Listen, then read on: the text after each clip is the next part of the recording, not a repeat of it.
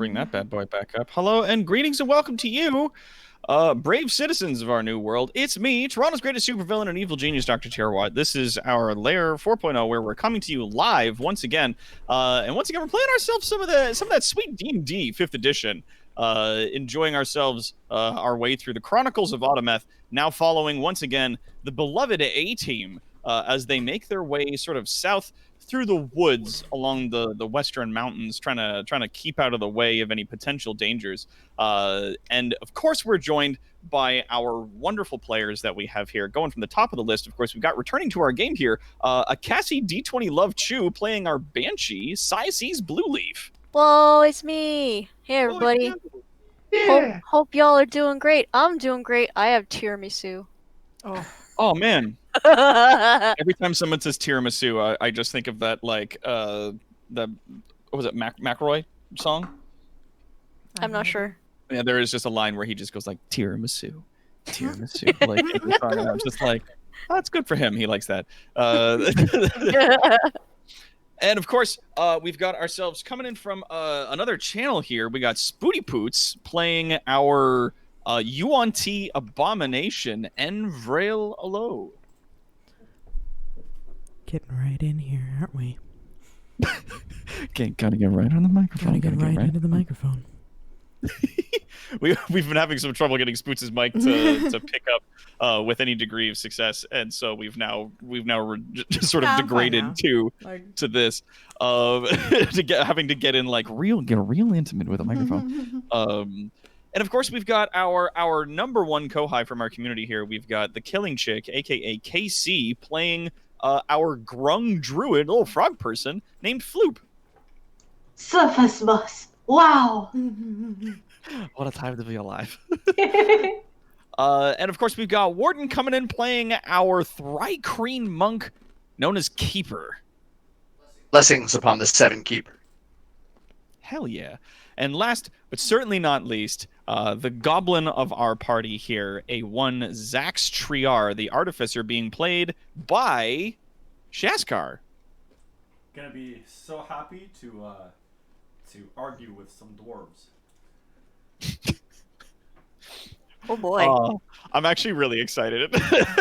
So, when last we left our intrepid adventurers, they had made their way, deciding once they'd left the gates of Autometh, that instead of heading straight towards the ruins of Oron down in the wasteland, that they were instead going to cut west and try to make their way to the homeland of the Thrycreen bug person monk Keeper in their party, which is a large landmass that is just off the western coast of Immeron, known as the Living Mountains.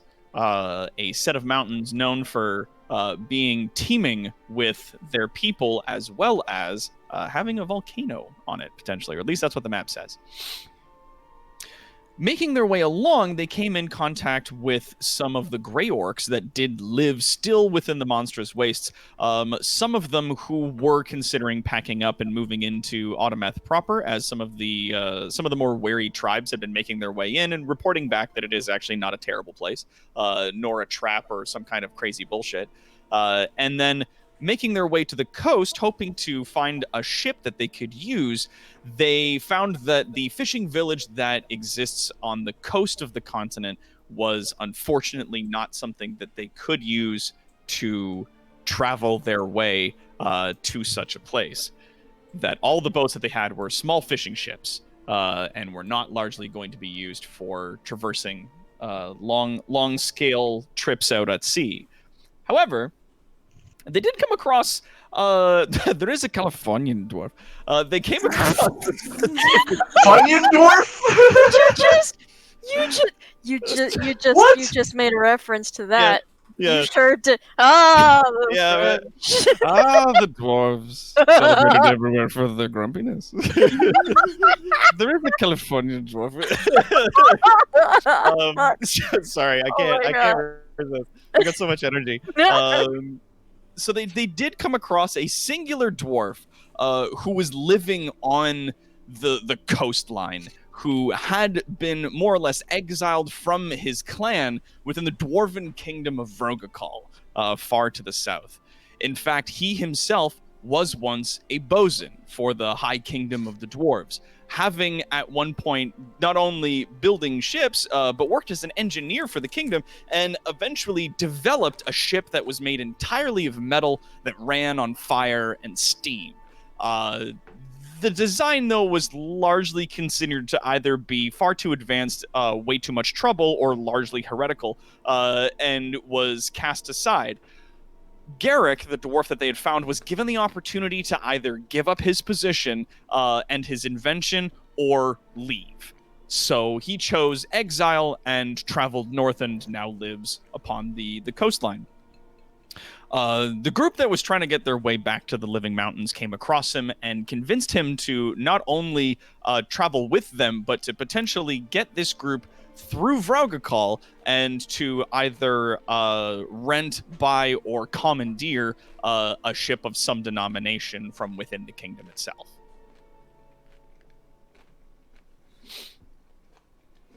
Once that happened, then the group traveled south. After he got a whole bunch of his plate mail and other bullshit together, the team started heading south and made their way to the edge of the Great Forest. So, the Great Forest that separates the two lands. Oh. I was gonna say something funny about with the map on, like with the map up. Oh yeah? Yep. Do we want to go back to the map? Yeah, just for a second. Just for a second. Just for a hot second? Yeah, Okay, just for a minute. Zip. Okay, so like, I love whenever we ask about something, like some place above ground, I guess, and outside the gates of Autometh. It's like, oh, what? How do we get over there? Oh, you don't want to go there. You don't want to go over there. It's cursed. It's cursed. Okay, well, Yeah. how about these mountains? Oh, there's cursed. Okay, what about Oron? It's cursed. Mountains. It's also cursed. It's all cursed. And the Sunken Kingdom. Fair, It's cursed. to be fair, you are asking a dwarf. Everything's fucking cursed. About everything that's not their cozy mountain kingdom is largely considered to be cursed or not worth the trouble. So everybody doesn't live in those places. That's all. And let me see if I can. I was gonna say, I can't for some reason not see faces and things, and so there's just this like, aw dang it. now there's just a little rainbow over the trees. Never mind. What happened? What did you do? No, I was. Did you need back at the map? Yep. It's Did you just, back at the map? What's going on? What are you doing? I was just gonna say it just looks like there's just a very like face like right in the eating the fucking empire of Bravalden. Yeah, there we go.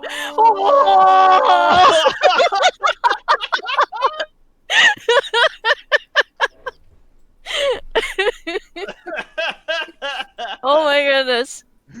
This poor creature we've created.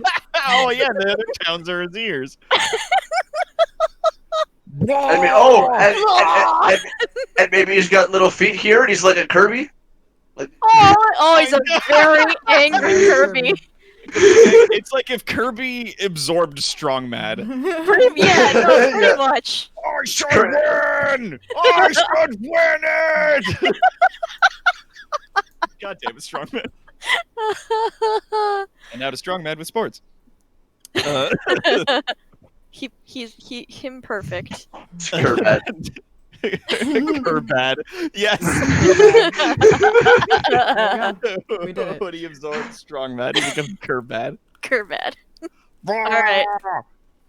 That is. Poyo! Thank you for indulging me. Of course. Are you kidding me? Oh my god. I'm just gonna mix a drink quickly while we get caught up. Man. Well, yeah, go for it. All right, I just need to find. There it is. We created Kirby on crack. Hey, look, another little face. Actually, you know what? Nope.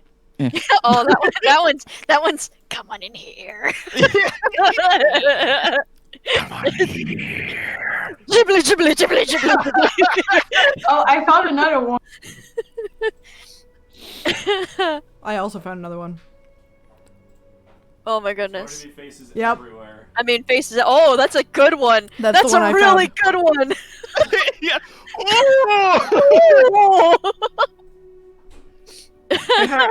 How are your roots feeling today? Oh! Oh, Oh, they don't look so good. I found another one. Oh my gosh. Uh, We'll never be alone in these woods because there are so many friendly faces around. Quote-unquote friendly. yeah. Yeah.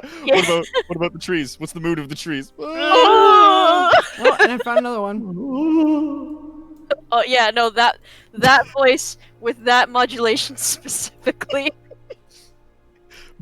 Oh, hey, there's finally a happy face. Hold on, I found it. Where'd you find one? You found one? Yeah. There he is. Oh, it's See, so small. see? Oh my gosh, it's so tiny. Little, oh yeah, look at that little happy face made out of mushrooms. Hello, and also hi to everybody who's in the chat as Warden's off getting himself Oh, a drink. jeez.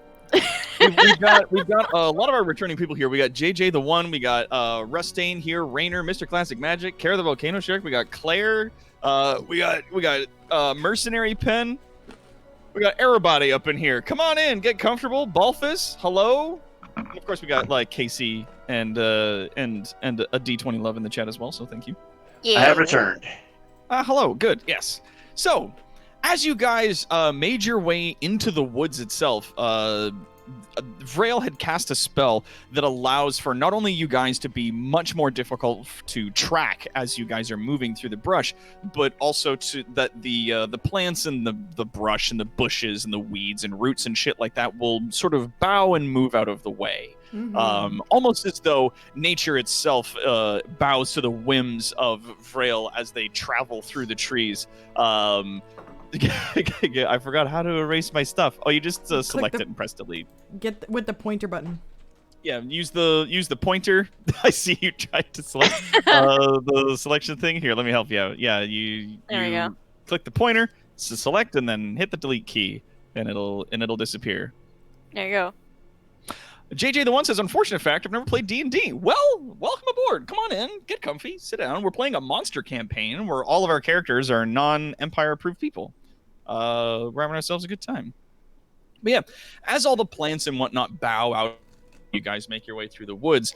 Sort of trudging along shortly behind Vrail is your new dwarven companion, Garrick Stonetooth. And he sort of like looks around and nods at everything and appears to be openly pleased about the fact that he doesn't have to struggle through nature itself as he's making his way through a forest that he hates. So that works out for everybody. Oh, thank you, Mr. Classic Magic. I try my best. Yeah, so, and as you guys are traveling, you're sort of pointing out faces that you're seeing in the roots and in the trees and in the leaves and the way the sun cascades through them. From what you remember, specifically, Cyaces remembers these woods as being a bit more sinister the last time that she was here. That there was sort of a sickness or a curse that laid upon the forest that has been lifted through your actions within that temple of Umalaut far to the east. It seems that the restorative effects of routing out that temple seems to have spread even to this point, as much of the trees, while they do have a similar sort of stature and sort of grandness to them, and being very large, their roots reaching really far, there is just sort of a happier tone to the trees themselves as you guys move along. Wait, what? No, the forest's cursed too. It was. And then we fixed it, so now it's not. Now it's just happy and has lots of faces. Everything's fucking cursed. All right, great. Yeah. As you Um, guys are traveling along, Garrick kind of like looks up at the trees and frowns and says, Whoopsie. trees were a bit more, less forgiving last I came through here. Were they thorny? Spooky, more the thing. You might mistake the roots for great sea creature appendages and the such. Awful business, that. Either way. Happy to see the woods looking better. He descends into his usual grumbling. Cyaces just kind of like is looking around and kind of nodding, sort of contently. Like, Keeper follows, of course, follows behind, staying mostly silent, but staying vigilant. I keep an eye out for any of those patrols that we heard about. Oh yeah. Floop on her end is all over the goddamn place because surface moss.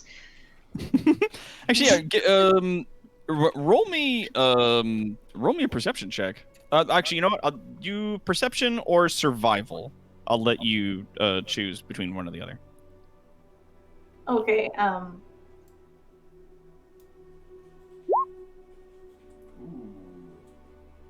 Oh damn, that's a 20. So you find just like a fucking 10-foot by 10-foot patch of pristine moss. It is gorgeous. Floop, what I are run you doing? towards it without We have to go. any hesitation. Wait, no. No, stop. No, stop. Come back. Siaces is keeping a close eye on Floop to make sure she doesn't get too far. Keeper will also keep an eye on Floop just in case, like, a hawk descends or whatever. Like, Scree grabs her like. no! And just No, no, writes, no, no. like, crosses her name off of a piece of paper and continues. Yes, scratch. Not like this. Not like this. He flies away. Oh. Well. Yeah. And Vrail of will course, just keep an eye around. You know. Floop is gonna harvest a bunch of it, and she's gonna put it in a pouch and write where she found it, so she can explain it to Floop, Floosh, and Rouge when she comes back that she found surface moss. Yeah. How much of it do you gather? I would gather some for the brothers and the lady that sells moss in the village because I'm pretty sure she would like to have some variety. Oh my god. Oh my god, thank you, Palanthir, so much for your donation. Wow. Oh, Yay. damn, son.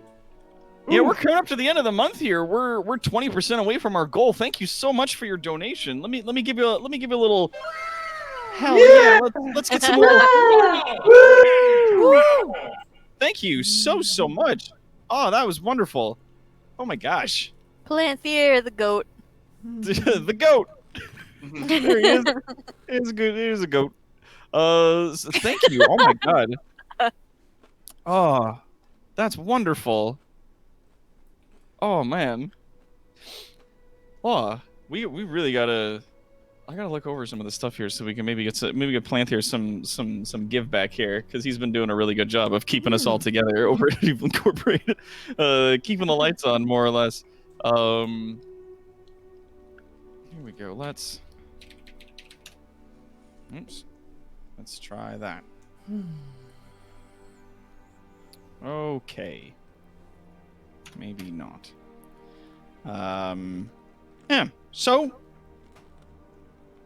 as you guys are traveling through the woods, is there anything else that you guys wanted to get up to? Any other things you wanted to try? As we're traveling, Zax is going to address the dwarf. So hey, your boat. What exactly did they not like about it? Like they said it doesn't go, like goes against tradition or something. Well, more or less, sort of a doughy business that. The Forge Masters or Grungron, they're sort of particular what comes out of the engineering college in our kingdom. So, I'm just trying to wrap my head around this. Like, do they not want progress? They do, but they don't want progress like some do. Progressing too fast or without the right kind of scrutiny can lead to bad things. Too many dead. Or delving into things that are not meant to be delved in. That said, I thought a boat made of metal that ran on fire and steam would be the sort of thing that we'd enjoy, less having to lean upon the Watelgi and their wood. Well, here's a thought. Like, hey, I'm asking because I don't know. But did they have any kind of like wiggle room with that? Like, were they willing to see if like there could be a proof of concept or something? It was hard for them to wrap their minds around metal that could float without the use of magic. Don't get me wrong, there's a wizard's college within Vargakal, but, you know, Dawi wizards are a particular sort. And he grumbles a little bit at the mention. And then he goes, as it is, we could go and try it out, but we've got more than a few things that run on steam. And he uses a thumb and he points to the large clunking backpack that's on the back of him as he marches along with you through the woods. So we have a little bit of a proof of concept for some of it, but they wouldn't allow it to progress further? Not in that direction. They thought we might lose too many Dawi lives at sea. Dwarves are not one for sailing as it is. Well, And I thought, why not remove sails from the occasion? You don't have to get wood, you don't have to worry about which direction the wind is going, etc. They wouldn't have it. Would a They metal told hull me to give up my designs, and I wouldn't. would a metal hull not be more resistant to the weathering and dangers of jagged rocks or potentially creatures than wood would be? It would. You're correct, Mr. Bugman. It would. Bugman. well, then here's a question then. Would your designs be able to be put up for compromise, like meeting them halfway, like start out small, having a ship with both sails as well as also being run on like steam and fire? Aye. One would imagine. Keeping the ship from rusting is one thing, but they've got metal pegs they use to build the ships anyways. It just takes a bit of tar and oil in the right places, really. They get all fussy about it. If you ask me, I think the head of the Engineers Guild just wanted my design so he could take credit for him himself when he presented it to the High King. We're Oh, walking what? and talking, right? Yeah. Okay. Well, if protection from the elements and resistant to rust is a concern of yours, there is a technique that my people use to protect our more valuable artifacts and scrolls from long-term wear. Really? My people, we live in a cave. It is very, how do you say, moist and damp down there. It's very moist. The moisture in the air is thick where we live, and we possess many scrolls, many valuable artifacts from of my people, passed down from generation to generation. We maintain them using a sort of clear covering that we derive from the shelled insects that dwell in the cave. It's light, it's easy to work with, and comes in abundant supply. The insects reproduce at an alarming rate, allowing them to be cultivated if one possesses the proper facilities And you for make it. them into a paste, is that it? There is a bit more to it than that, but the insects also have many other uses, and they are quite tasty. We have a nice, satisfying crunch. He shakes his head a little bit at that, and his beard and jowls sort of flap back and forth. Eating bugs. We just use wax. I see now, wax, that makes sense. I just never managed to get the ship into the water, so it's hard to tell how it would do. And if wax would be able to, keep bits of it from coming apart. You And need wax, a while it hell is of a lot of waterproof wax. thing, you'd need a lot of it, and also it might chip off the ship if you were to hit something Yeah, not water. My people aren't exactly seafarers, so we haven't many Are they not? shipwrights. No. Hmm. But we'd use wax to waterproof or seal things that needed it. Aye. On a smaller scale, I think that might work. And he Sort of as he's walking, kind of strokes his beard a little bit with one of his big gauntlets. Many ideas. Many ideas. And he sort of turns abruptly towards Cyaces. He goes, So what's with you? You breathe? I suppose I don't. and he sort of points his index finger at like one of your legs and the hem of your dress, and then stops about 5 or 6 inches away from you, and then looks up and goes, Permission to poke you once. I keep an eye on Sure. him. Yeah, I wanna figure out why. I wanna figure out why. I'm gonna. So Cyaces just holds out like one of her hands, essentially. Then he like nods at you to double check, and he's just like, Is it right if I look? I'm giving him an insight check. At what specifically? Your hand. I just Yeah. want to look at it closer. Oh, yes. Yeah. Mm-hmm. and Go right ahead. so, like with an insight of 19, you can tell that he's legitimately curious. You're not terribly familiar with like dwarven body language, but from what you can tell, he's almost, you would imagine, physically allergic to being dishonest or like talking around something. So he just like, he's just like, so I'm walking next to a ghost, and now he's just like, I've known you for more than an afternoon. I would like to inspect this person, please. Yeah. As he's curious. Right, he's an but engineer. Like, you can. Yeah, he's. I get that he's curious, but what about? Like, why is he It about appears to be a try and poke professional curiosity, more or less, to see the material she's made of. him? Okay. And he sort of like places his palm behind your hand to sort of like hold it, and reaches up to his head, and sort of tapping on the side of his helmet, a lens pops down from inside the helmet over one of his eyes, and he sort of gives a closer look to the hand. That's neat. I'm gonna give him the old stare down myself. Yeah, and he, using his other hand, then like gently holds your hand with both of his hands, and he sort of turns it over one side and turns it back, and sort of like rubs your pinky between his index and his thumb very gently. Interesting. So what's this you're made of, then? You don't breathe, I can see. I can almost see through you. Yep. Yes. Are you dead?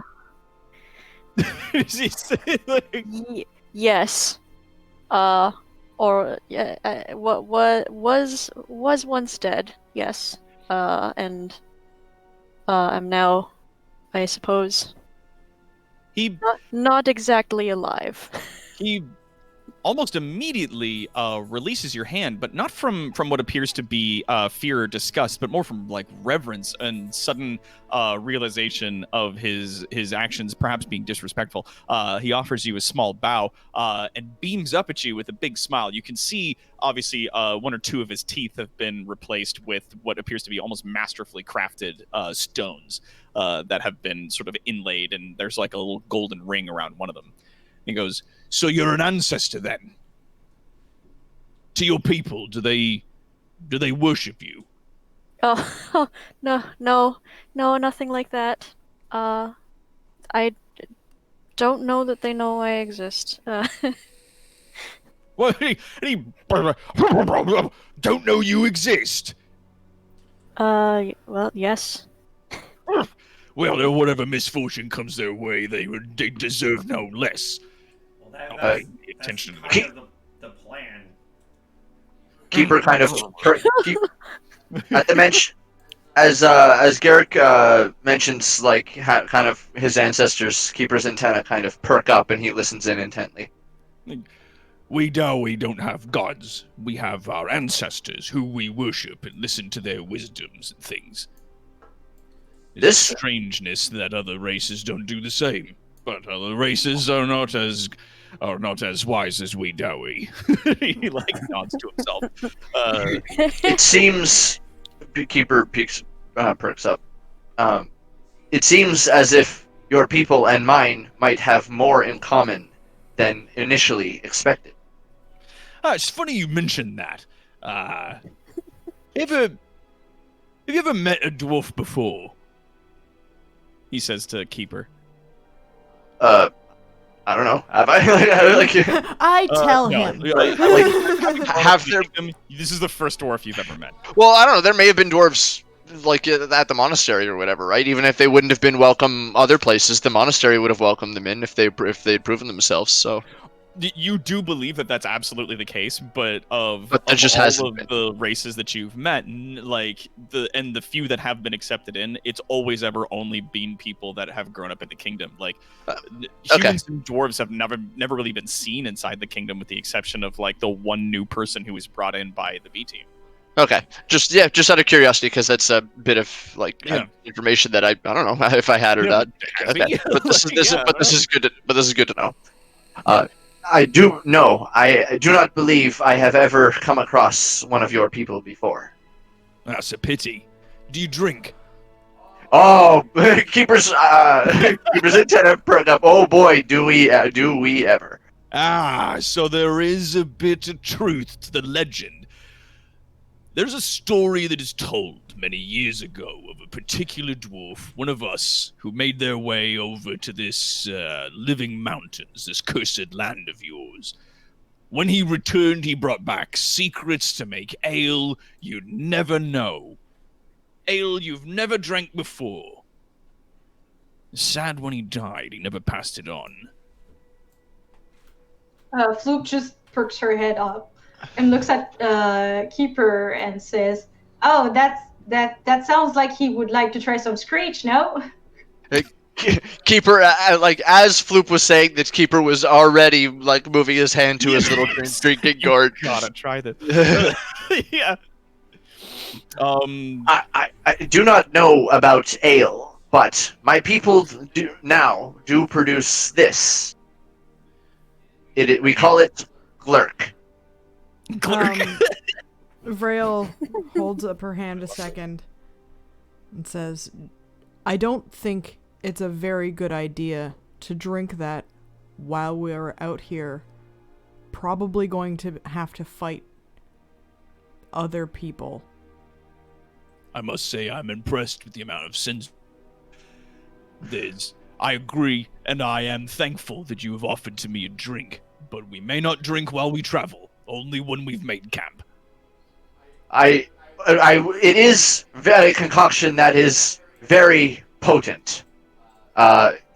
In case you would like to intake some of it with your face holes, the ones above your mouth, nose, smell, that's the one.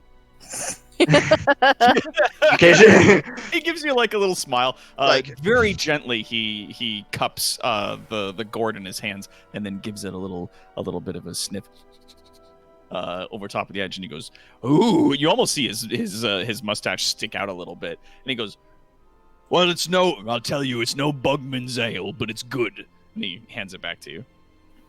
Bugman's ale? Well, when the They're Dowie came back legendary from ale. the island, making ale from the secret seed apparently learned from your people, he went on and on about the Bugman that he found out there. So, Joseph Bugman, they called him. This is all No. This is all very fascinating. No. This is parts of my. I'm so anyone who gets Warhammer lore, like, I wish I did. in Warhammer lore, there is a guy that makes like the world's best beer, named Joseph Bugman. And I was like, this is a fun little reference that I'm gonna make. That like, yeah, the dwarves made their way over there at some point. And eventually, I guess one of them made their way back with secrets on how to make like some amazing ale. And they just called him Joseph Bugman. And Bugman's ale is considered to be largely legendary, and there's casks of it. At least in Warhammer, there's like a massive supply of this ale that he made before he died. Funnily enough, that is like the best stuff made. that's not the reference that I thought you were making. I thought Oh. I thought that this dwarf was going to have a star tattoo on his shoulder after having met these bugmen and Okay. in reference I see. also to Keeper. If This is a motherfucking JoJo reference. Is that motherfucking? Is that a motherfucking JoJo reference? No, don't worry. We already got I am- multiple stand carriers in this party. I am fascinated to learn more. This is an aspect of my people's history that I have not heard before and is not recorded in our secrets. He nods at you. Perhaps some point soon we can sit and talk as we enjoy your, what'd you call this? We call it Glurk, though I believe the rest of the people call it Screech. Screech. Yeah, because the first time you drink it, you want to screech.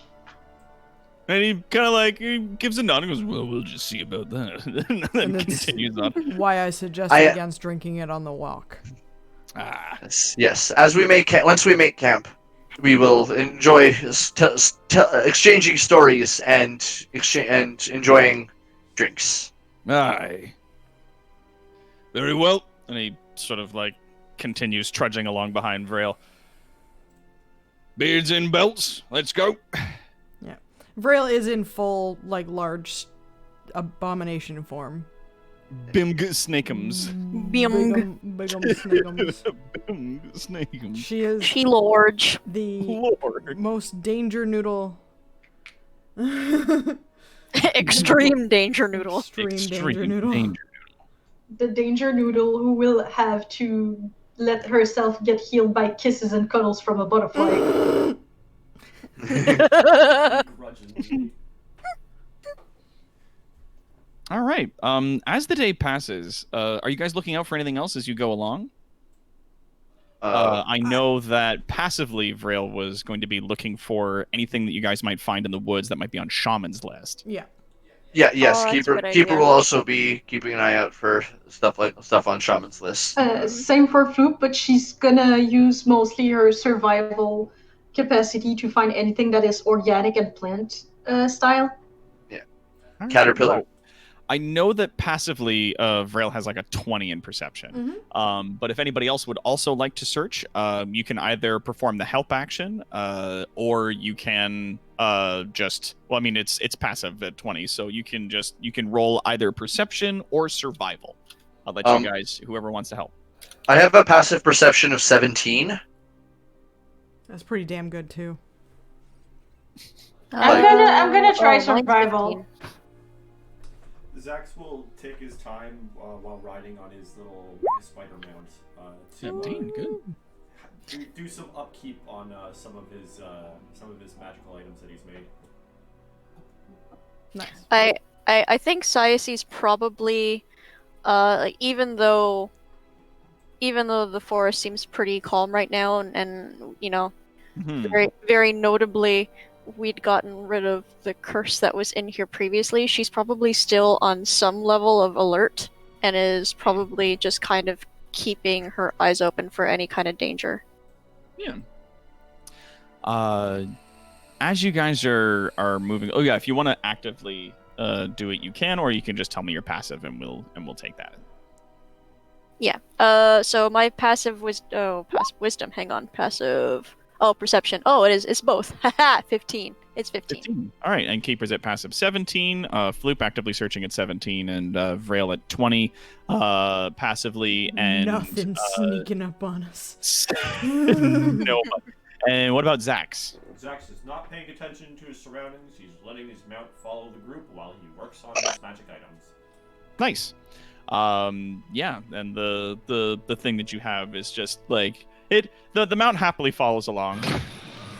And we aren't being particularly stealthy either. No.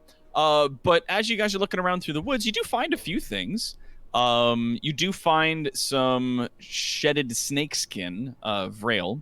You do find some shedded snakeskin, and you also find an adder that is dead. It appears as though its head was slashed off with a blade.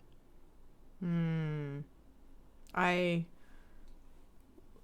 find this, or we all find this? You find that. Some of the other party. Okay.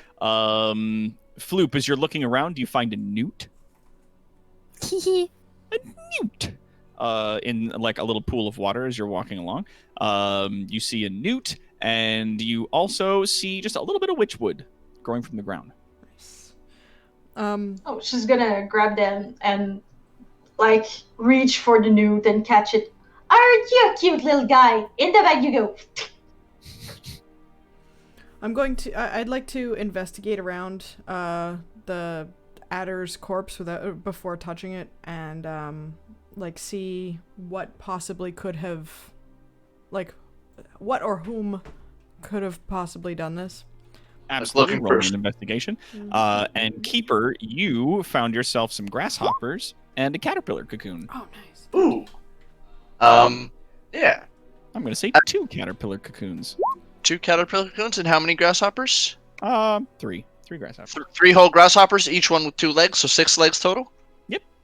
Okay. As Keeper finds snatches the grasshoppers out of the air with his lightning quick reflexes, he reaches up and removes his mask, exposing his face and, more importantly, his mouth parts. He holds the grasshoppers one by one up to his face as his mouth parts And then kind he of fades to disengage. black on that.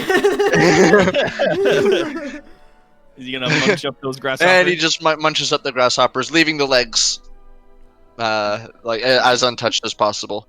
His many mouth parts slowly disassembling the grasshoppers individually like machinery. Jeez. Yeah, if you've ever watched a video of like an up close video of a praying mantis eating something, it is a nightmare. Oh, I usually don't have any problem watching an animal eat an animal, but a mantis eating is a nightmare. Oh, thank you. Big So it no was on that one. Good sir. 2 Big no. 2 caterpillar cocoons, then, you said? And 2 caterpillar cocoons. That's right. Wonderful. Boop. That's a straight 13 investigation. I have a +0 in investigation. Straight 13. Straight 13.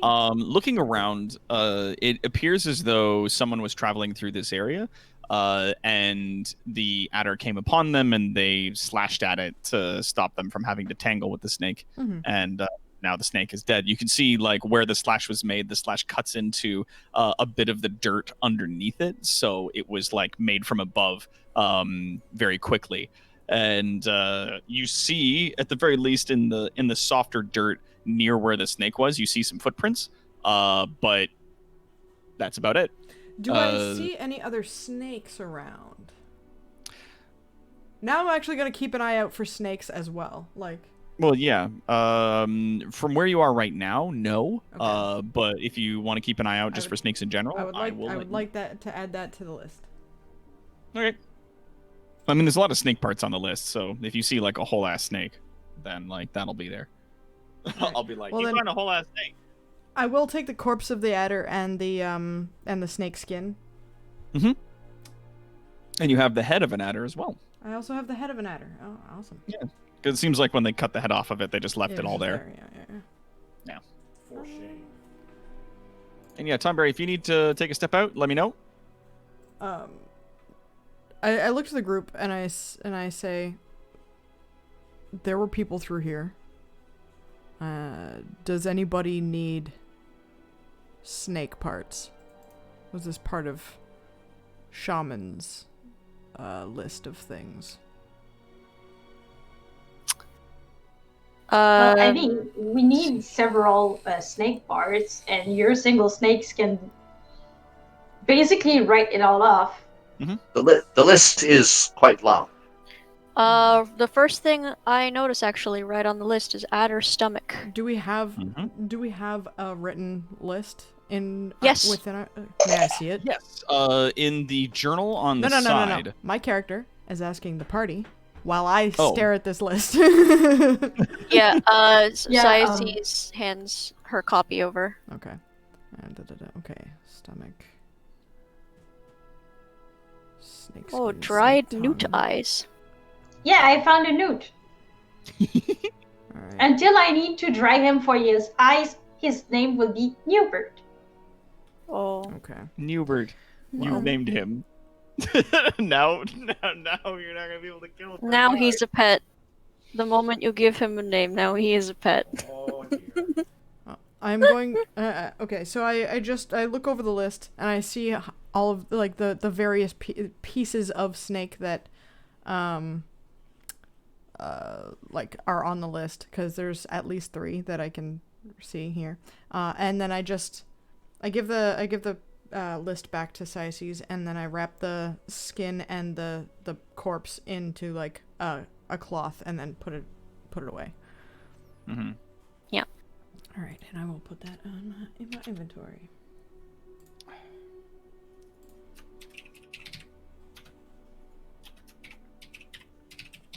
I'll have to keep in mind that he wants snake skin. Mm-hmm. And decide whether or not I should try and sell him mine. Keep your own skin. He can give you a major discount on that sword you wanted to have. He didn't sell the sword. He sold an Didn't he enchantment say that for he a was- sword, and that I should Yeah. buy Enchantments for sword he could do. buy the sword from another shop. Mm-hmm. Hmm.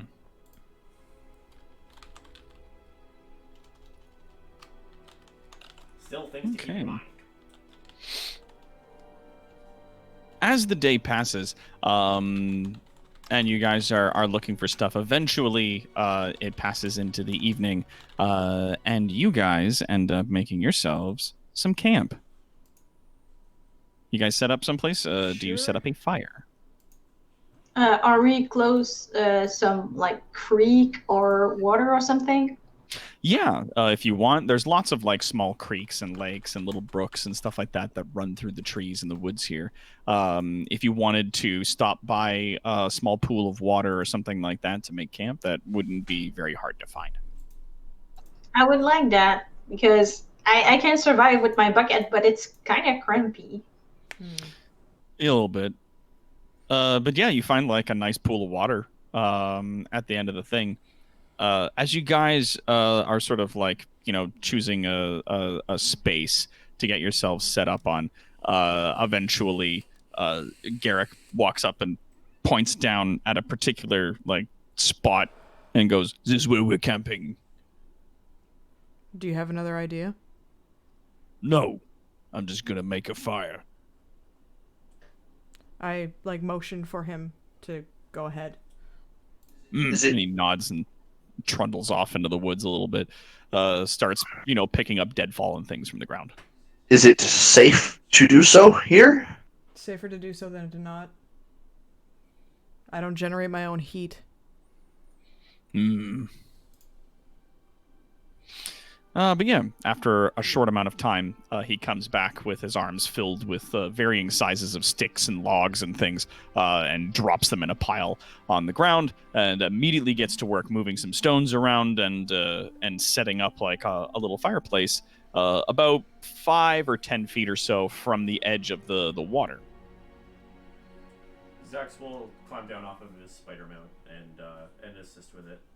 He will also, as soon as the fire is prepped to be started, he will use prestidigitation to actually start the fire. Ooh.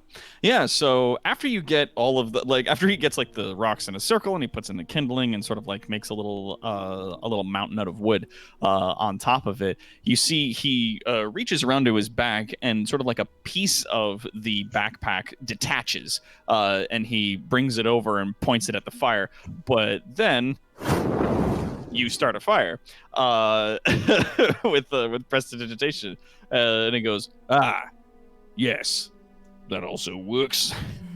and he gives it a nod. I find it a lot easier than a tinderbox.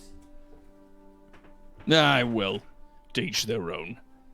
And he starts taking off some of his equipment, detaching the large backpack from him, as it's not necessarily attached by straps so much as it attached by like hooks and clamps and things that directly moors itself to the plate mail that he's wearing. He undoes a few of the latches and sits down, and it clunks onto the ground about 2 or 3 inches away, and then he like turns it over and starts fussing with it a little bit. I put out my packed up tent. If anybody wants yes. it, use it. Put it up. If anyone Which else is basically Braille not admitting that she cannot do it, so Floop will help. Yeah, Vrail refuses to admit out loud that she has trouble putting up this tent and requests that someone else do this. So Oh, you get shit. your hands. God, you could swear there weren't this many poles last time. Like turning this over, trying to set this up. God. Is there any way that I might be able to assist? I coil myself up near the fire. You may either perform the help action, which allows Floop to re-roll with advantage, or you may just roll survival on your own to see if you can't take lead on erecting the tent. I'm gonna do a help action. All right, cool. Floop, roll it again.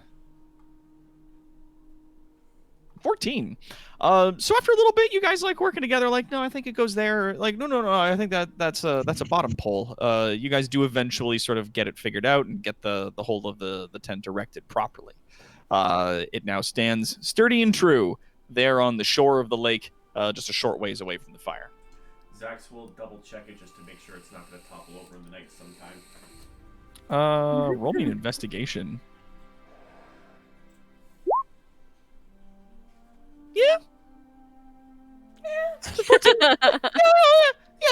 It'll hold. Like if nobody fucks with it, like it'll be fine. Like you don't. Zex gives it a cursory nod. He's not gonna like start shaking it or anything to see Yeah. how stable it is. But he'll give it a nod of approval and Yeah. Like you think, like yeah, it's good. Okay, Keeper's gonna be AFK for a second. You see, Garrick is now like sort of like sitting on his butt with his feet sticking out, and he's got between his legs his backpack sort of on the ground, and he's futzing about with gears and stuff, using some tools that seem to come out of the backpack itself, and grumbling to himself on occasion. I was about to ask what Keeper's up to, but he has stepped away, so we will go to Zax. Zax, what are you up to?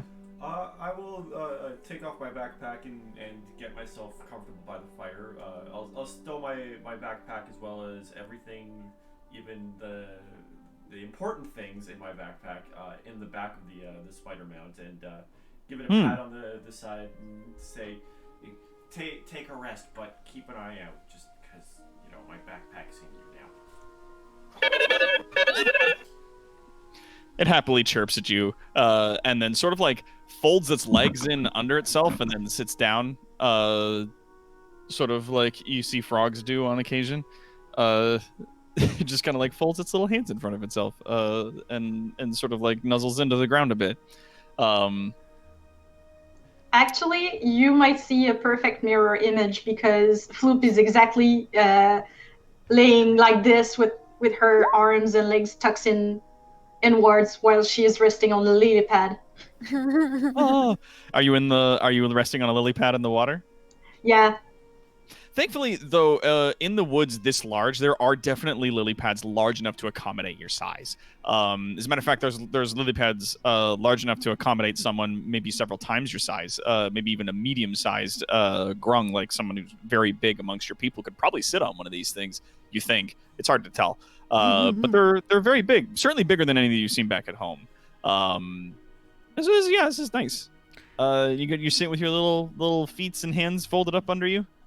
Yeah, with a happy frog face. From my seat at the fire, I'd like to give the place kind of a look around, just like scan the area and do one of these. Ooh. Yeah, the presence of strong evil registers on your senses like a noxious odor. With divine sense, the power of good rings like heavenly music in your ears. As an action, you can open your awareness to detect such forces. Until the end of your next turn, you know the location of celestials, fiends, or undead within 60 feet of you that is not behind total cover. You know the type of them, of any being whose presence you sense, but not its identity. So, like, for example, you can be like, this is this is an undead, but you wouldn't know that it's the vampire count Strahd von Zarovich, for instance. Within the same radius, you can also detect the presence of any place or object that has been consecrated or desecrated, as with the Hollow spell. Opening up your senses in this way, you do sense your compatriots, specifically Saises, registers on your senses as being undead. Reaching out further, you're not sensing a whole lot, but you do get that the forest that you guys are sitting in at one point was desecrated. And you get this sense from every direction around you that it was desecrated previously, but now that there is a mild to light consecration that sits upon the woods.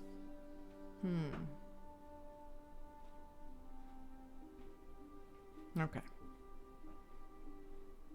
And Keeper's back. Yeah, that's so all I Keeper, do. what are you doing kicking around the fire? Hear a lot of typing. Keeper. Yeah, sorry, what? What are you doing sitting around the fire? Keeper will meditate calmly, since I doesn't need to sleep. You will find some time to meditate. You will also try and find some time to like run through his exercises and his martial arts kata. And then when if we have time, Garrett, he would like to sit around the fire and drink with Garrett and exchange stories. Yeah, that's this part. Yep. Oh, Before okay. the, Yeah, before that's the this part here. Okay. long rest part. Yeah, you see as you approach Garrick, he's still sort of like fussing with his pack before as you approach, he sort of like tightens up something and then puts his tool back inside the pack, sort of fitting into a position on it. And as you offer him the drink, he goes, good. And he gives it another little sniff before he takes a tiny sip from it. And he does that thing, he aerates it on his mouth a little bit first before, raising his eyebrows going, all right. And he takes a small swig of it and manages to swallow it before coughing. And you can see the whole of his beard almost stands on end before returning to its usual shape. And he goes, "Ooh, my God." Well, what do you think? It's quite good. This pleases me. It pleases me too. It I'll is not drink uncommon. anymore. It doesn't look like you've got too much with you. And he hands you back the gourd and he goes, You honor me by sharing with me your booze.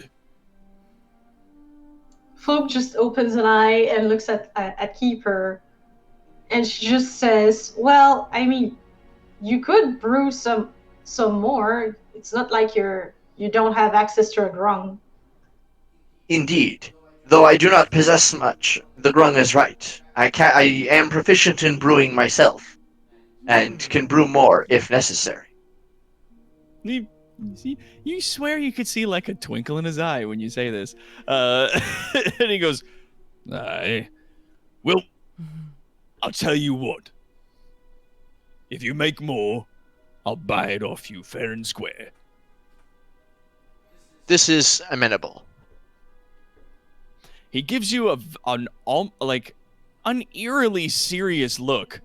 When you say this, he looks you dead in the fucking eye and goes, "I'll remember this." The dwarves will remember this. And then gives an approving nod. The dwarves will remember this. Yes, that's right.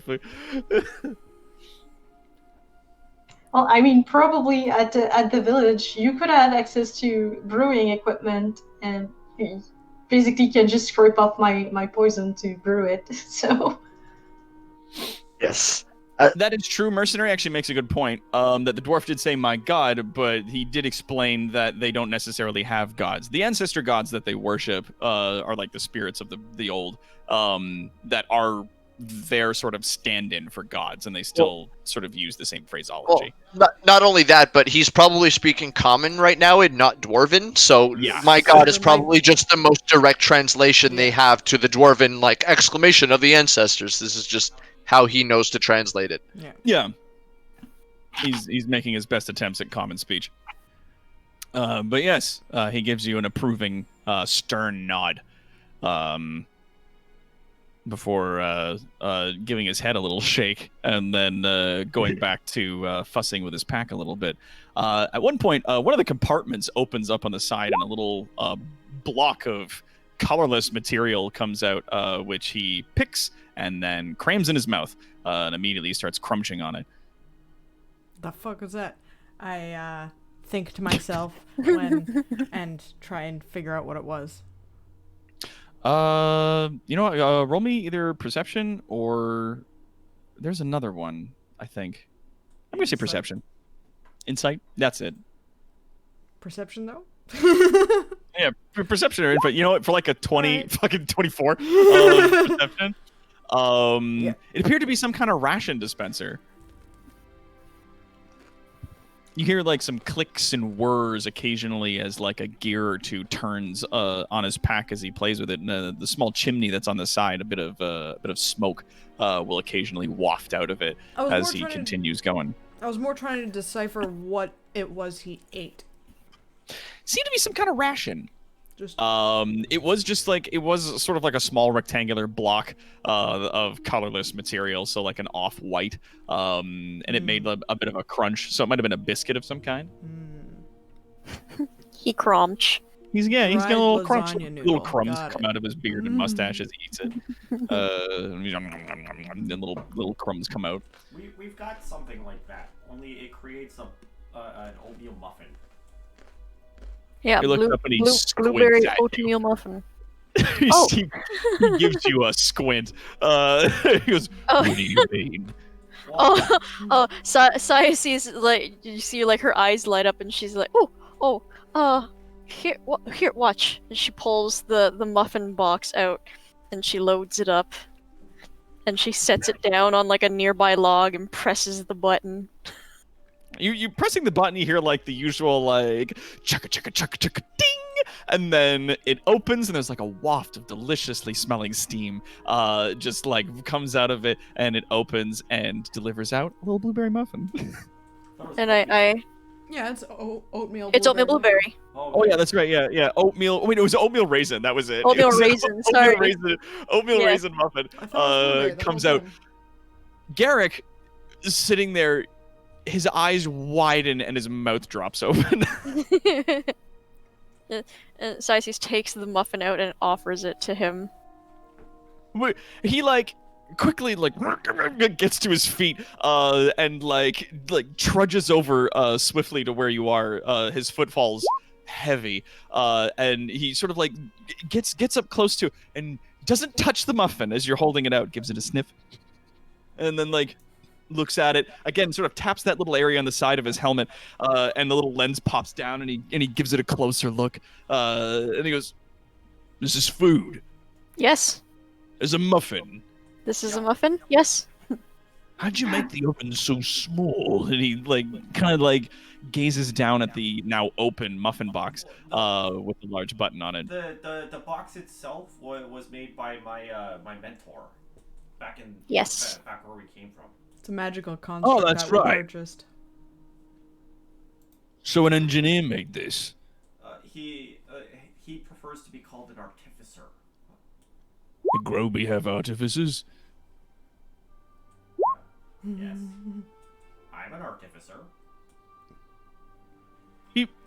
And he looks at you like he doesn't believe you. Vrail looks between the dwarf, Zax, and the machine Zax rode in on. Yeah, Zach, no, Zach's you had a also- mechanical mount that he's still very curious about, but he's like, you didn't build you didn't build shit. You're a fucking goblin. No, I don't. And then- And he goes, How very dare you? Zach's also gives Yeah. while he's narrowing his eyes at Zach kind of gives him a wave, and his homunculus, which is that arm that's attached to his shoulders, also kind of springs to life and gives it a wave of its own. he like, no, like walks over closer to have a look at it. Still, the lens poking out of his helmet. He like gives it sort of a gander and goes, Ah, I see. All right, no, I see. You've mixed engineering with magic. That's what I said. That's clever. Yeah, that's what a lot of artificing is the combination of both mechanical and magic. That's interesting. Back in our kingdom, the engineering and magic are very separate groups of people. Not that they can't be used together, mind you, just that they very much don't get along. That's unfortunate. I've always thought it a bit silly, to be honest, but the engineering quarter is usually very specific in trying to get things made and proved and whatnot without the use of magic. They think it's a crutch. Whereas magic thinks themselves typically above the use of machinery, with all their finger waggling and their sparkles and such. This, though, appears to be a marrying of both those things. It very much is. Though I'm able to make like things that don't rely on magic as well. Like I make little things at the moment, but that's just because I've got little things to make things out of right now. This is fascinating. and then he turns his attention back to the box and goes, And this is your kind of artificing. Oh, that was made by Par, my mentor. But that kind of thing, yeah, that's the kind of thing that I aspire to do. Although Your mentor, Pa. He's your artificing master? yeah, What kind of groby is he? well, he's not a grub. He's pretty big. Barely fits in the shop. Not, sorry, he shakes his head. Not grub. Goblin, greenskin. Oh, he's not. He's a big rock troll. he just freezes, and then he points at the box and goes, You're telling me a rock troll made this? Oh yeah. Vrail rolls This. her eyes. and he like strokes his beard and goes, Now we gotta get out more. He also made that, and Zax points to the spider mound.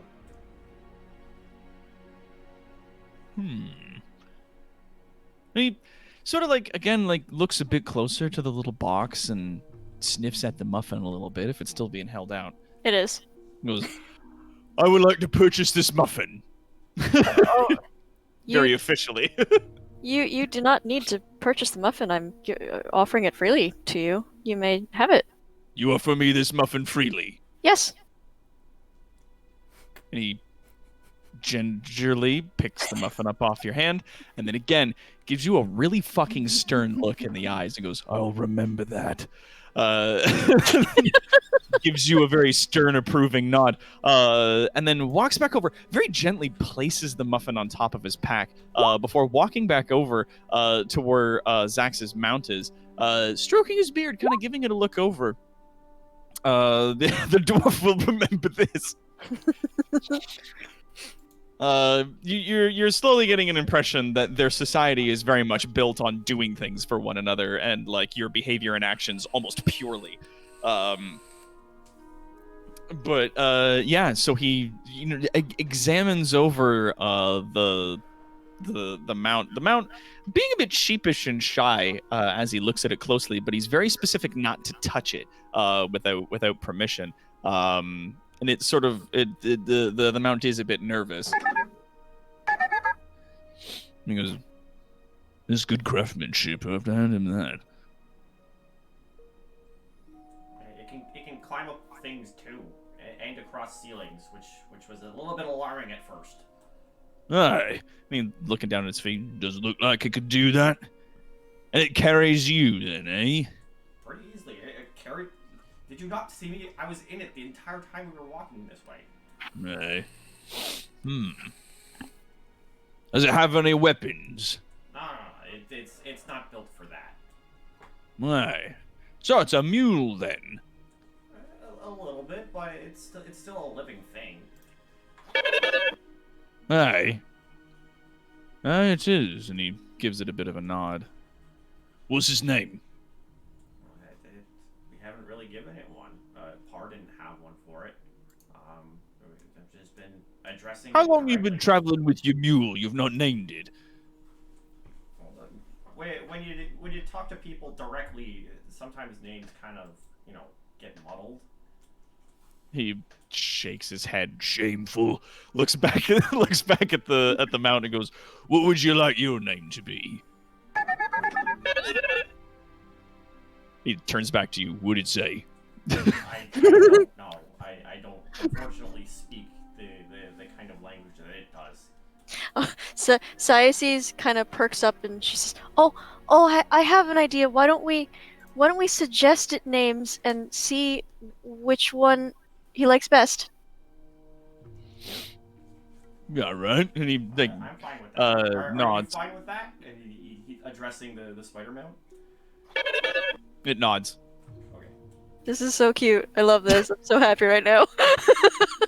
Yeah, Mr. Classic Magic. Actually, he's a rock troll. Long pause. You're shitting me. Bullshit. Yeah. So then you see, he sort of sits down in front of the mountain, sort of tugs on his beard as he's thinking.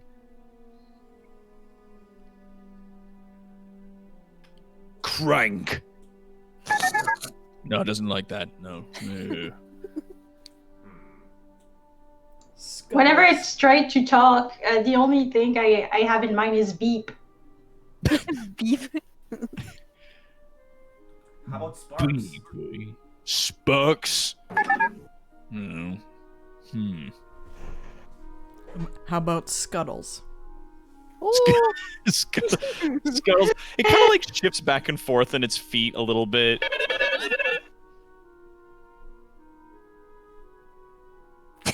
Vrail shrugs. Oh. Yeah. Cyaces offers up Percival or Percy. Percival, eh? Well, whatever this thing is, it's made of a fine azul. Good metal. What about Azul? Is that a good name? Yeah, not really. Okay. What about metal 1? Metal 8.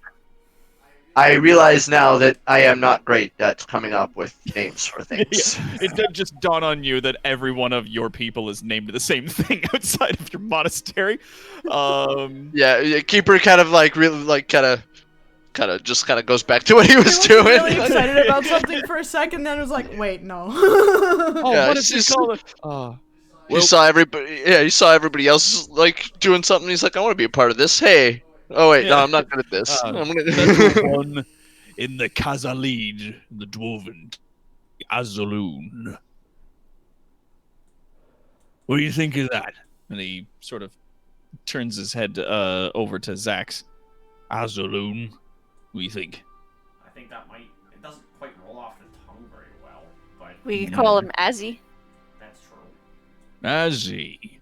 What do we think of that? It seems to chirp at that.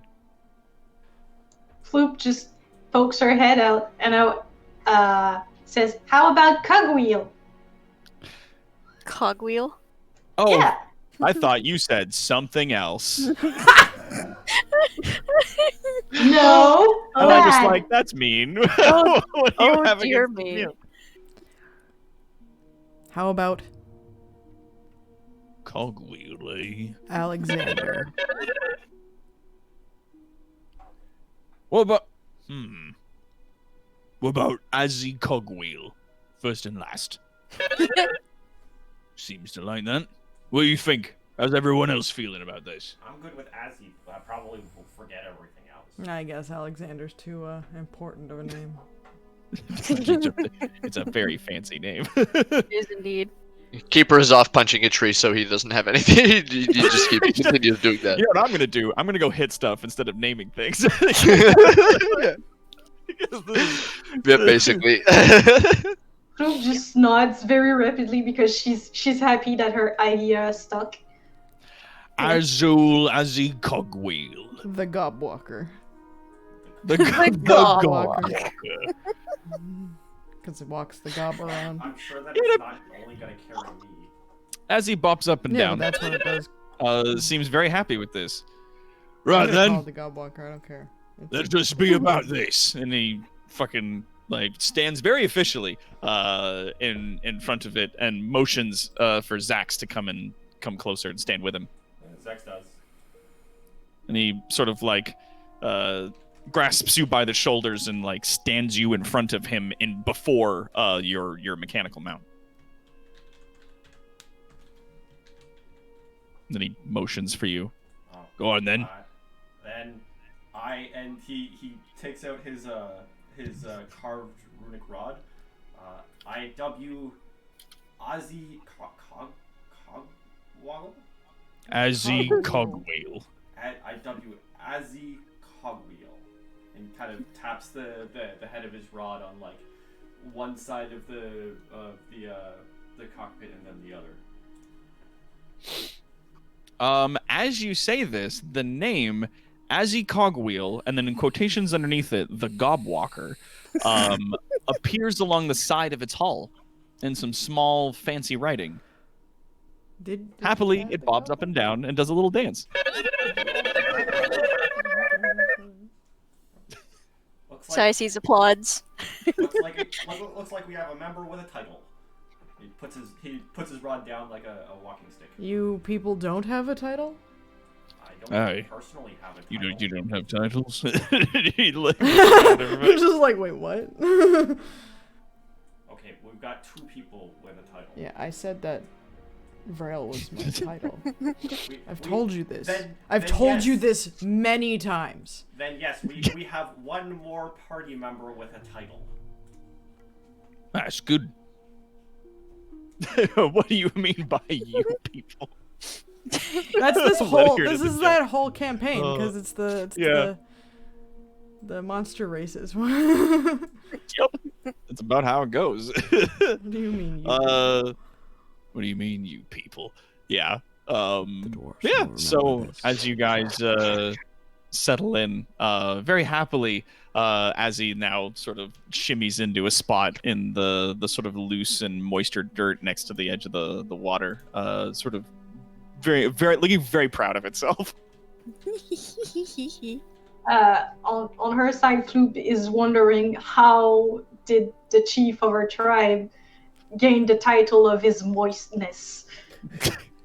Being super wet. Yo, All Yeah. the time. All the time, super wet. Just, my God, Drenched. so moist. It's the thing. Let me tell you. I don't know what to tell you, man. He's real moist. So yeah. You guys get up to anything else for the rest of the evening? I imagine once everything kind of dies down and I'm done my training, if there's an opportunity for Garrett and Keeper to just talk about ancestry and their cultures a bit, they'll do that for a little bit before going to bed. Yeah, he regales you with the stories of the ancestor gods of his people.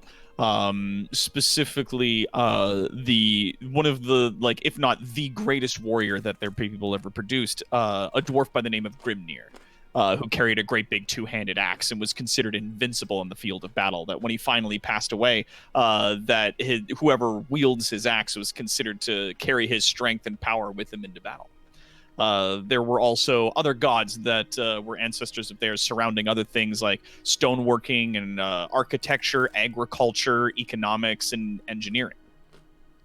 Keeper is all incredibly fascinated by all this and takes incredible delight in pointing out a lot of similarities between his history, as Keeper would share share to him the tale and the history of the seven keepers, the ancestors, from his culture who have achieved perfection and ascended to like a transcendent like life and become basically perfect, and therefore they are who we have as gods. And while we more worship the flow of life in Key, and we still look to our ancestors as the highest examples of what we could strive for, of the sort of perfection that we can strive for. They represent ideals in the purest form.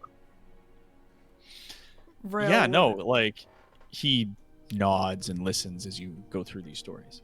Yeah, Vrail would also butt in and talk about how her people are very traditional and their tradition also includes the veneration of ancestry. And she'd talk about how that she is the leader of her people. Without leading on that her brother is as well. We'll leave that detail out. This is what we're gonna do. No, it's not important. And that that her people, much like Keeper's people, also strive for progress of the physical prowess of the people, though with a lot less training and a lot more like magic and study, and that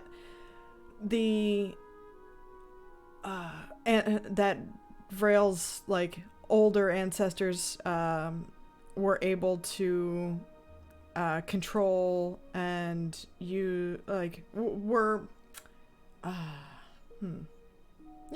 control snakes, and were able to use tattoos on their skin to summon snakes and use them in various weird ways, and their magic based on these tattoos was activated through dance. Huh. He sort of like nods as you're telling the story and goes, "It's an interesting way to do it, I suppose." Like we were god worshippers, but we were god worshippers in the same sense as our ancestors were our gods. And and she would go on about how because she is the leader because her mother and her mother's mother and her mother's mother and her mother's mother were always the leader. Like the family line is the royal one. And yeah. Floop looks at the people chatting around the fire, and she's super impressed by the cultures, and then she just flops on her lily pad with a sad face. Oh, a sad face. How did Garrick? What was his reaction when Keeper tells him his story? How does he what's his He's opinion on thrilled. that? Okay. And he sort of but after he finishes sort of talking about his ancestors and their stories and stuff like that, he points at Keeper and goes, "You will now tell me your ancestors," and then you tell him those stories, and he nods in approval and goes, "Yes, good." Just he's listening. And Vrail very much butts in with her story. And then you're just like, we also worship our ancestors, and we can control snakes and stuff, and our highest form of ascension is to become this this thing, the anathema. And he goes, "So you are royalty amongst your people." That's correct. "And are these your people?" And he points to the rest of the group. No. You take a great risk traveling alone. At least away from your people, where they cannot protect you. It's a calculated risk. but it's also a show of power and strength. I will not dig where I do not know. Your reasons are allowed to be your own. I don't believe in a leadership position befitting those who do not do things themselves. He gives you like a good nod to that. Aye. Great wisdom, that befitting a leader.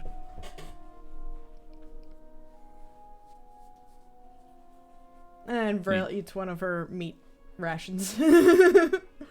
Then he points over at Cyaces. What about you? Where are your people?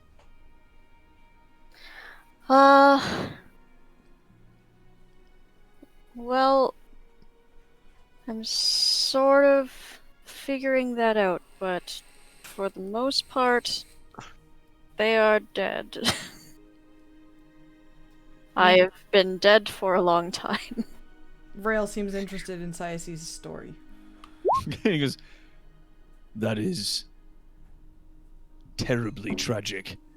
Not only do your people not revere your wisdom for being an ancestor, but in addition to that, you are lost to your people.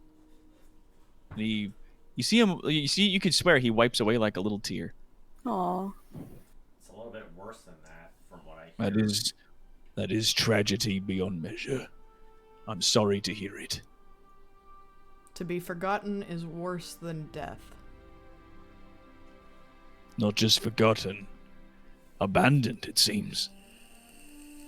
Yeah, unfortunately, like our apprehension of moving around up here, a lot of the people here would again want to attack us. But even Cyaces here,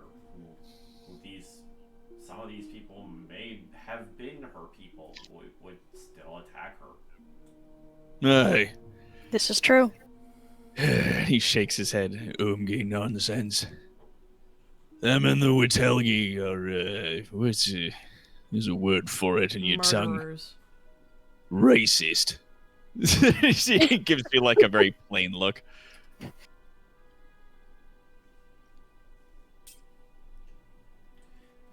Well, to each their own, but sometimes you just gotta correct that. Aye.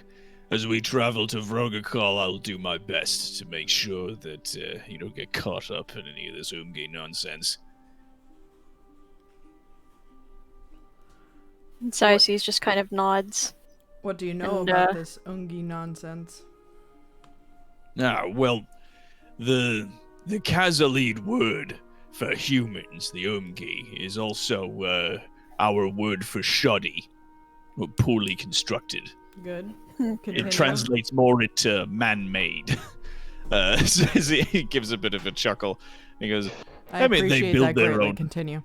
Yeah, they make their own machines, sure, and they make their own world, and they farm, but he like shakes his head.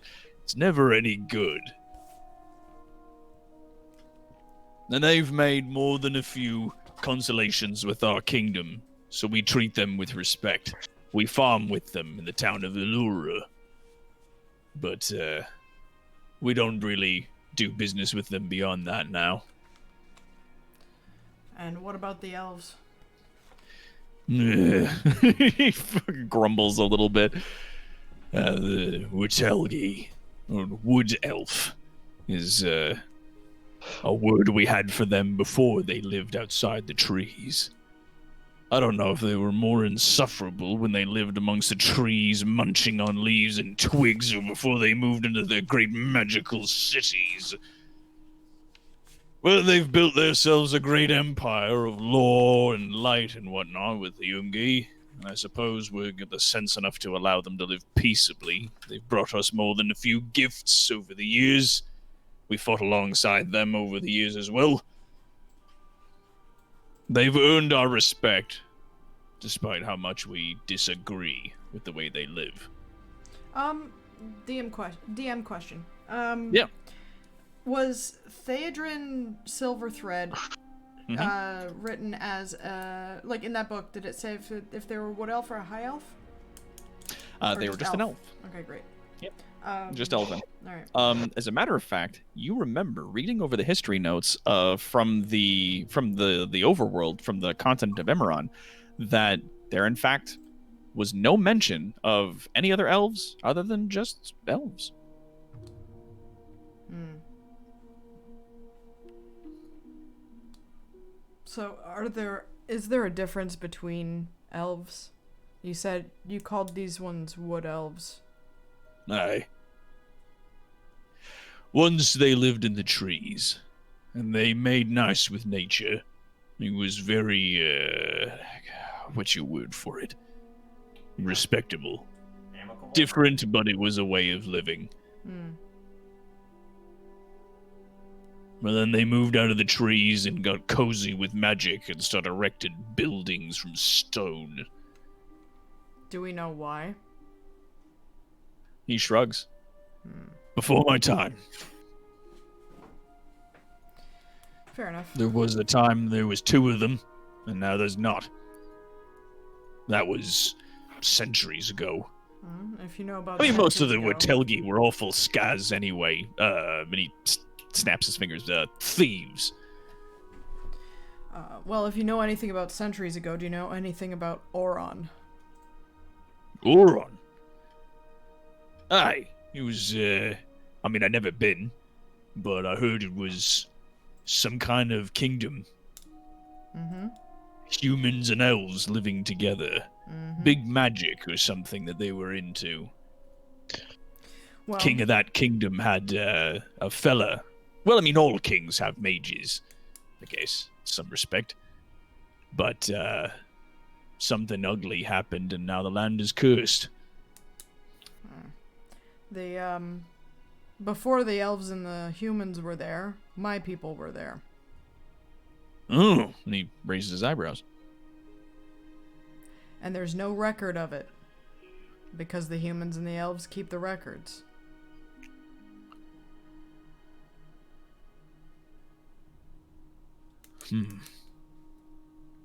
So I'd like to find out as much as I can about these humans and elves in my old homeland.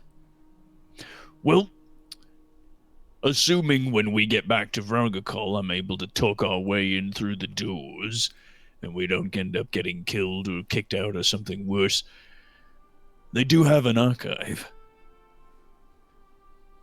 And the Dawi live certainly longer than some of the other races here, so some of our history books might be of use.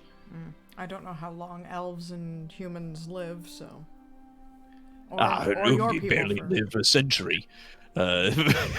He gives him like a shrug, and he's like, They barely make 100, really. Sad business, that.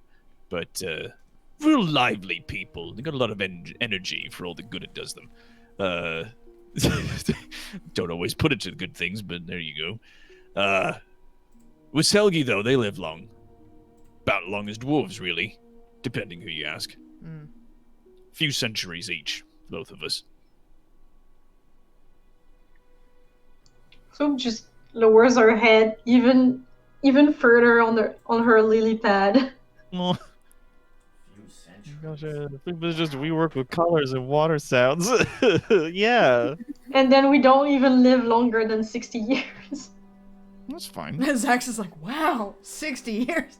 Zach's gonna live that long. Fucking But- keeper. Keeper's like, Keeper's wow, like, it's wow. 60 years. Gotta go fast, keeper. So yeah, she just like tucks herself a bit more on the lily pad, and she doesn't speak because everyone else has a more awesome story than she has. Aw. Cyaces sits next to where Floop is hanging out and just plays a gentle little song on her lyre. Oh. Floop is on a lily pad, but you can just like sit in the water with her. It's not like you have to worry about getting wet or Sure. cold. And be pretty on the ball for and on brand for a banshee. You can Yeah. sit in the water and play some music. Singing next to water. Yeah. He. Yeah. Rail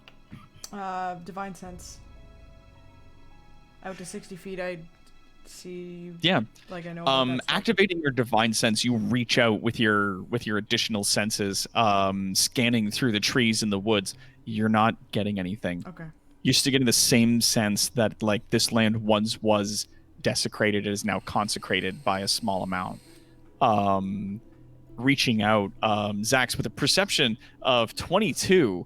Like you guys are in, like as you guys are walking along, you're at sort of like a little river. And something's up. Like you could swear you heard something moving in a bush, but the second you turn your attention there, it's not moving. Are there any thick enough tree branches above us that look like they could support my weight? There are, yes, on some of the trees, a little more spaced out. Can I jump up to one of them to hide up, like to land on? Yeah, go for it. One of Roll the, me, one roll of the me, tree branches. either athletics or acrobatics. Okay. Zax will speak in hushed tones so that mostly just the party can hear. It's taking a little bit to load my character sheet. There definitely is something out there, and I'm pretty sure it knows that we're here. And roll 20. Oh, there we go. All right. Let's go acrobatics. Acrobatics, yeah, with a 14, you do manage to sort of hop, skip, and jump on some of the smaller branches up to one of the larger branches just above your party. So you have a bit of a height, but with the way that is this deciduous or carnivorous trees? The Deciduous. Like maple trees, deciduous trees are like you're definitely Carnivorous up is there. like cones. Yeah, it doesn't give you better vision in the area, but you have about the same vision. And a stealth. Okay. Yeah, and then I with stealth with advantage. Oh yeah. As I quickly like just take off my mask and cloak. Like hup. And just kind of hop up there and change my chitin colors to match my surroundings. Zax will also pull up the hood on his elven cloak. Mm-hmm. And as you guys are standing just before a small stream, making its way through the woods, you hear calling up from the trees, or calling down rather from the treetops towards you. This is the third time now that I've spotted groups of monsters moving through my forests. But I do remember you. Stepping up from behind the shadows, high up in one of the trees, just on the edge of your vision, Oh no. you see a halfling. Oh he- no. And he points down at Siaces. She sighs exasperatedly. Oh, it's you. I get between did- my party. I and didn't him. know you owned this forest. It is indeed me. And he does a little flourishing bow. Garrick in the party grumbles as he sort of like yanks on a pull cord on the side of his pack, and some of the parts sort of like whir and change and move as he pulls something out.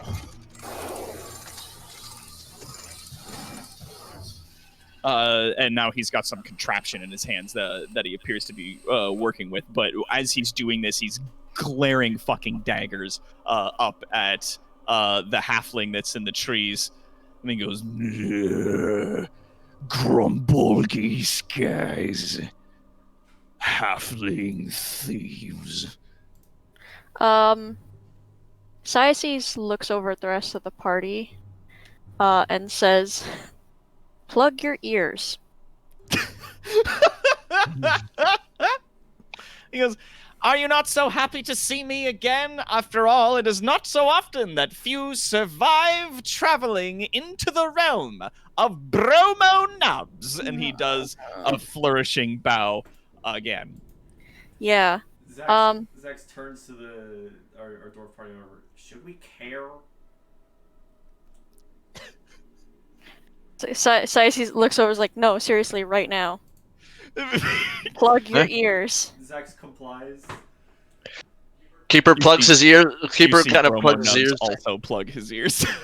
Oh, He's just like, what are they doing? He's just like, okay, this is his ears. well, dang it. Well, because I was hoping he would just keep talking and keep talking and keep talking, and I was going to banshee scream at him and hope that he falls out of the tree. You see, he's still got his fingers in his ears. But he goes, lay down your treasures, and I will allow you and your disgusting kind to continue on unharmed. I will offer you this just once. Siaces speaks up. That's the fearsome reputation right there, Yeah. in action. He's like, I'm going to give you an opportunity to leave, even though you killed a bunch of my guys last time. And the last group that came through killed a bunch of my guys and then ate them. So it's like... Zax would also like to pick up a rock or something and huck it into the bush where he heard the sound stop. Roll me athletics.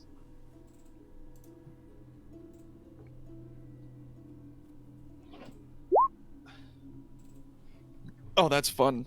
How big's the rock? Not a big one, like a pebble. Yeah, you pick up a pebble and you fucking whip it through the air, and then it goes into the bush. Ah! Come down here and take this solid gold armor off of my body yourself. No, that's not how this works. No, I don't do this. I don't do... Then we'll I be don't do on personal our way. Okay. Very well. And he snaps his fingers. Get him, boys! And jumping out of the bushes, at a distance, mind you, all around you, is a fucking cacophony of halfling thieves and thugs and bullshit. You guys are about here. Alright. Well, now I banshee scream. Yep. And I cast our Armor of Agathis. You'll all have to roll initiative before you do some stuff. So put Okay. yourselves on the map around Do- this area. You are in a tree here. Question. Yes. Yes. Do I get a surprise round? No, because you No. did walk into the realm that they were in before. So, like, you are up in that tree, and they do have to pass a perception of 19 in order to see you. But if you, like, as he's now called on his people to attack you, there wouldn't be an opportunity where you would get, like, a free attack action against That's what I'm him. saying. As he's calling out to his people, can I not leaping punch him in the face? Like, as a surprise attack? Well, let's see. How far away is he You're- from me? Like, Well, And which- you're in this tree here. how do I put my token Which down? you drag and drop your name onto the map On the from- map, yeah. from there D18. from your journal. From the journal? Oh, there we go. Yeah. Bromo Nubs, you fucking knob. How come it doesn't work? Because he's a real Alright. piece of shit. He's a real Pizza piece of shit. shit. This fucking guy. I know all about Uh, pizza shits. Gave me the pizza shits. Ugh. Yeah, hang on. I gotta. Yeah. All right. Okay. And then I've got to. So here's the thing, and I'll show you guys the. Oh no, you're not seeing my screen. That's fine. Basically, what you have to do is like click on the icon, like click on your icon that you've got, like your little token, and then you click on the gear thing that's on there, and then you can be like, represents this character. Okay, you verify that, and then you say the green represents HP, and this one represents AC. And so then those are the stats. You hit save, and then you select the token, and then on your character sheet you select the use character token thing. And then hit save changes on that. It's really fucking ridiculous. You have to go all over the place in order to get this shit. Oh, you It's got fucking annoying, but real cute. is what it token. is. Sissies. So Hims is in that tree, and yeah, you guys are all on that side. You may sort of within this like area kind of figure out where you guys are. I decided to put and- I said that I was between him and my party. Like I put Yes, myself.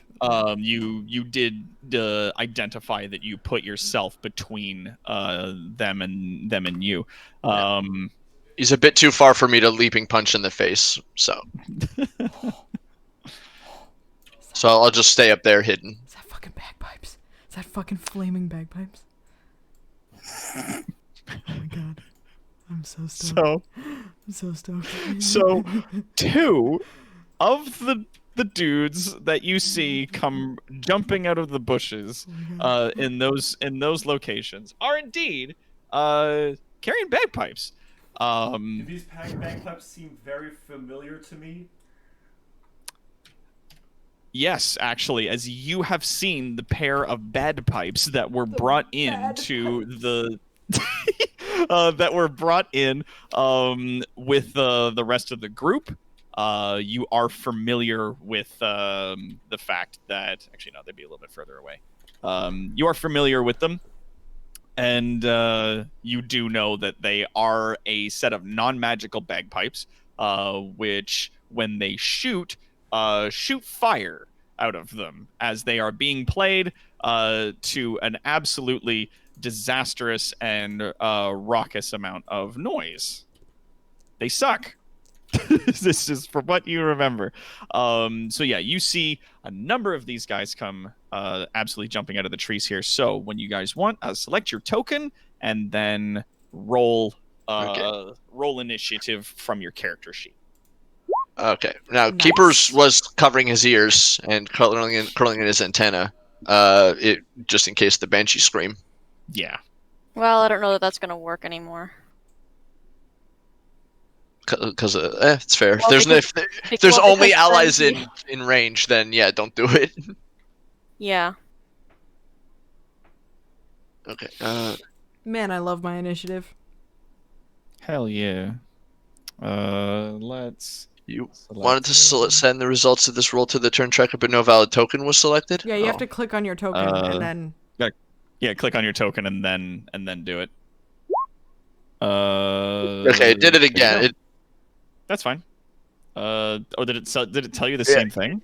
yeah, you wanted Okay. to send the Do you results want of me this. to try doing it for you? Let's see if it Oh, works. hold on, wait a minute. There we go. Okay. you're in the measure mode. Yeah, I was. Yeah. Oh, okay. Yeah, that'll do it. Okay. Yeah, now I see the actual stats and stuff. So if you click and select your character, so yeah, like the bubbles pop up, and then click initiative on your thing, and if it needs be, I can adjust it back to your previous initiative thing. Okay. Roll I for don't- initiative. I'm just waiting on my character sheet to load again. Oh yeah, there's yeah. there's a bit of trouble today with that. There we go. Yeah. I I'm don't know if I did it having a time correctly. with mine. There. Oh, it was 12 again. Perfect. All right. Yeah. Makes my life absolutely wonderful. Yeah. And we will put these in descending order. The other, just for the sake of ease, at least for myself, I'm just going to say that Bromonubs' gang goes on his turn.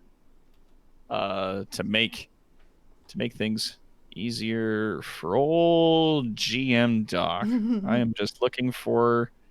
I need to update a lot of my music. I have some good music, but I've got a lot more that I want to add to this. In terms of fighting stuff. I got a lot of Shadow of the Colossus and a lot of Resident Evil 4 stuff in here. Yeah. But like I don't have anything for this. Like, what about this? No, I don't like that. You know what? We'll just use our usual tried and true Final Fantasy 14, hard to miss. Beautiful.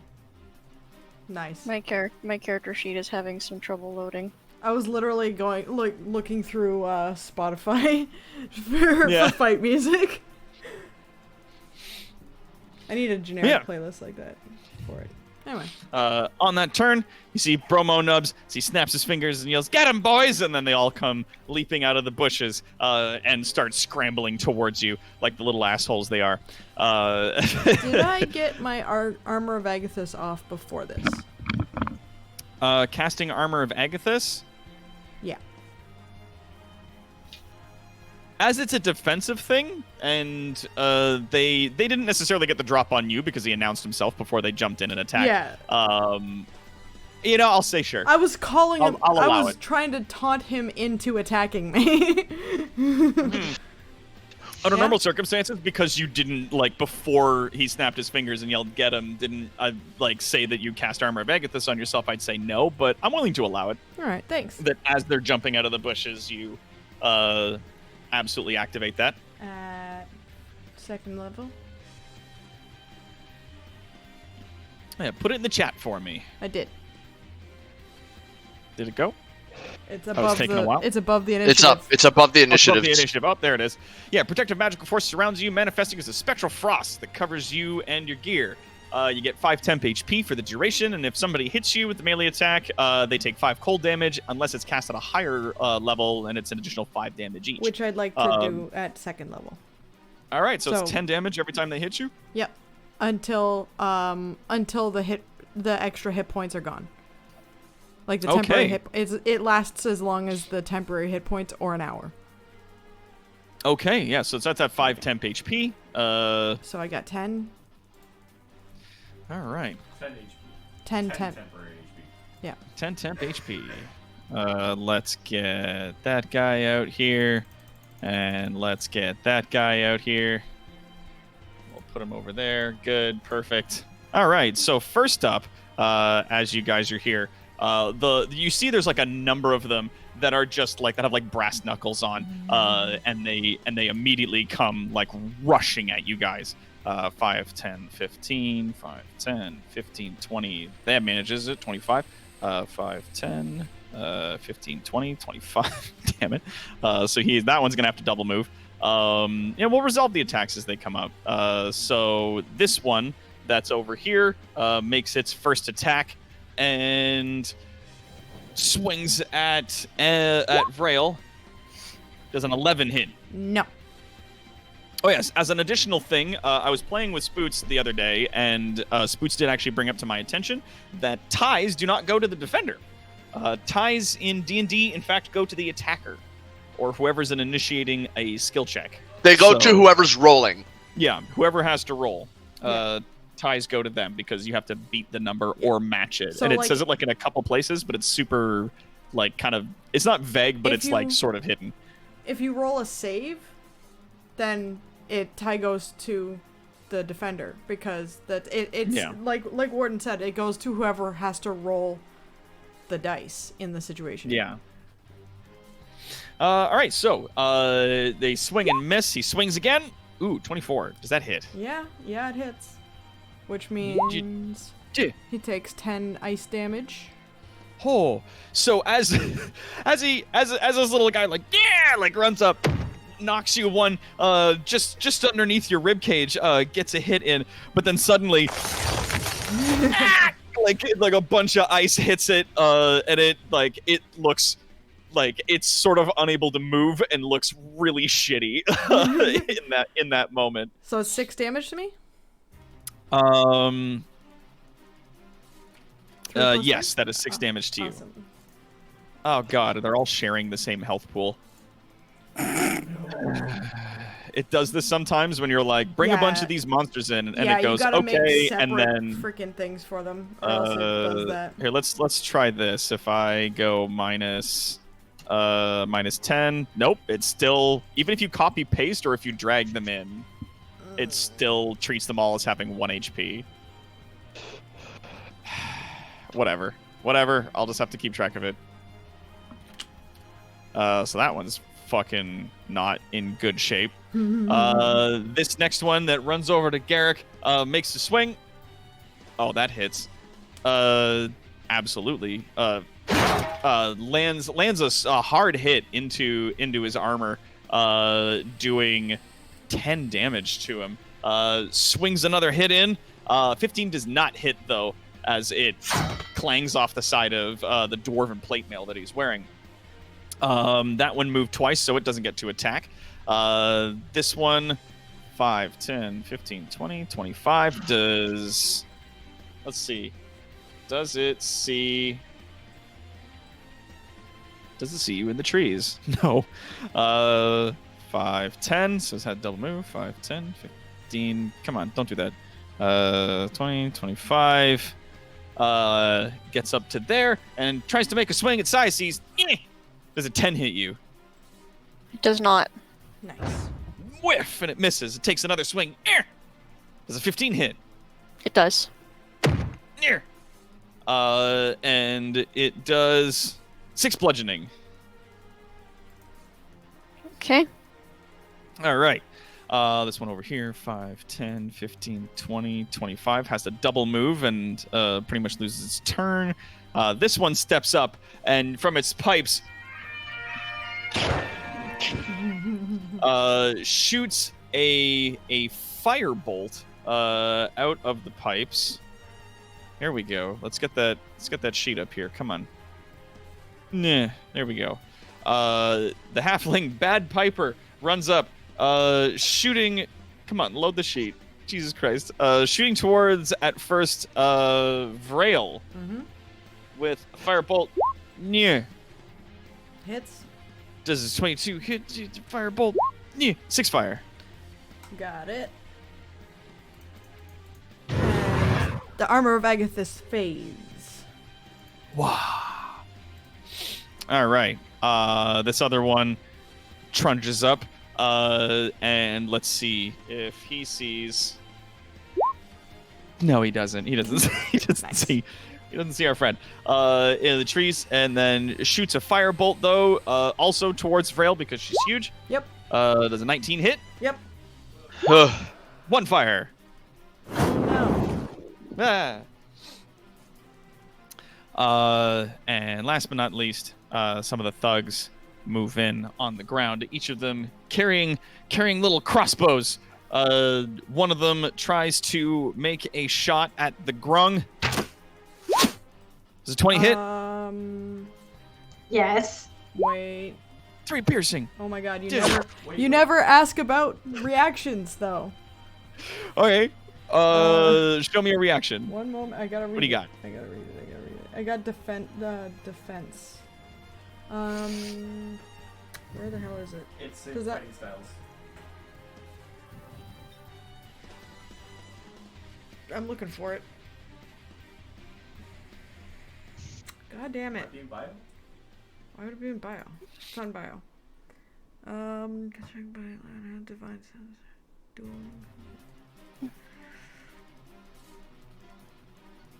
Oh, Frank. So okay, there it is. Oh shit. Yeah. I'm going to use my reaction to impose disadvantage on that attack roll. I get my shield in the way. Oh, sweet. So the light does a 12 hit then. Yes, because I have 12. Ah. It still hits. 3 piercing damage. Which you've taken. Ow! The other one with a light crossbow on this side takes a shot at Garrick with his crossbow. Yeah. An 18 hits. Oh, jeez. Jeez. That's 6 piercing damage as it clangs just in under one of his plates. Ah! Getting The other slaughtered before we two. get a chance to move. Yeah, no. The other 2 that are there each take a shot with their crossbows towards Vrail. Does a 10 hit? Nope. Does a 4? Nope. That was a nat 1. You know what? I'm gonna have a little fun with that. It goes to shoot with this thing, and it twang like the little string breaks on its crossbow and goes, ah, shit! Dropping the crossbow to the ground. It then immediately attempts to make its way over to you, and it gets about that far. All right. Really quickly, I forgot to put Garrick in the thing. I forgot to put him in the initiative order, so I'm just going to quickly get his sheet, and we're going to roll initiative for him. Just in a half a second. Sorry, it's going to take a sweet minute to load. Every time you guys see this guy, he's got more of these fucking halflings. I hate this guy. Alright. I fucking hate this guy. He's such an arrogant little piece of shit. Fucking hate him. Piece of shit. Come on, Google. You can do it. You can do it. I believe in you. Chrome. The Roll20 website's having a little bit of trouble, so I do apologize to everybody for the bit of the wait here and the inconvenience. There is just a little bit of some lag happening on their website right now. It's not me having technical difficulties this time. Hooray! Yep. Though, All right, at the beginning of so- this, I did accidentally bring up my character sheet on screen for a minute, for like a second. Actually, So, people he might literally have been just able gets to figure roll. out- So he's at 5. So he's just before you. We're gonna add Garrick into the thing, and he's at 5. And we'll put that back in descending order again. All right, cool. So Zax, you're up. Okay, well. He's gonna look around and see just how many dudes there are and how they appear to be swarming. And he's going to... Swarm of halflings. Swarm of. He's going to take the satchel of loose parts off of his belt, kind of toss it beside him, and create his Eldritch Cannon. Your Eldritch Cannon. Okay. Do you have access to the icon for it, or do you want me to drop that in for you? I just did. Perfect. All right. Excellent. Right next. And with it, he's going to then use his bonus action to command it to move. He's going to move it here. Okay. And he's going to, and it's going to shoot a 15-foot cone of fire that just misses the our Grung. friend. Oh God. Yep. Hitting both the one directly in front of it and its companion right Yep. there. So the two of them, these two right here. So what's the damage on that? The damage is going to be... And I believe they have to make a dex save. Yeah, they have to make a dex save. It's going to be 2d8. Holy shit! All right, roll me that damage. I'll see if they make it. Nope. And the second one, does a 19 make it? Yes. All right, so the one that's directly in front of the cannon, as this thing just opens up with fire, the one that's right there is like, ah! And immediately gets lit on fire, and is not looking well whatsoever. The one that's in the back managed to duck a little bit out of the way and only took some of that damage. And now, because that was my action and my bonus action, I'm going to stay here to prevent provoking an attack of opportunity. However, my mount is still here too. And considering something's within melee distance of it, I'm going to take a look at my mount and see what kind of melee attack it does.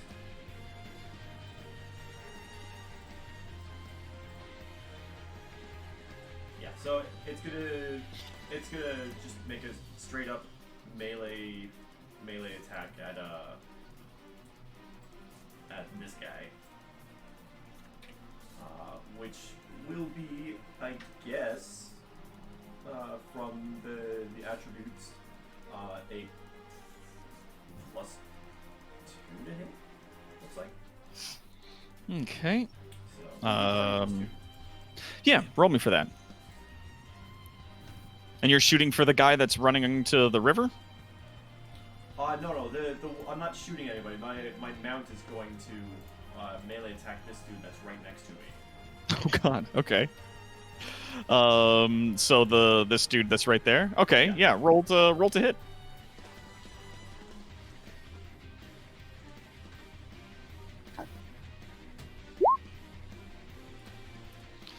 Yeah, 21 absolutely hits. would say. Yeah, then it's just a melee attack, so 1d4, I would assume. Yeah. Roll me some damage.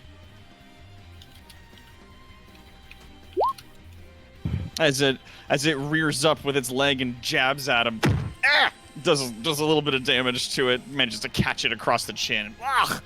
As it sort of like struggles against that. All right. Is there anything else you want to do with your turn? Nope, that's it. Okay. Then that puts us up to Syaces. That is me. Okay, Syaces is going to inspire. Inspired. Let's give it to Vrail, who's just been getting targeted a whole lot because she real big. Is she real big? So you get an inspiration. You get an inspiration die. What'd it do? It let you add a what? I think it's a. Is it? Hang on. Give me a second.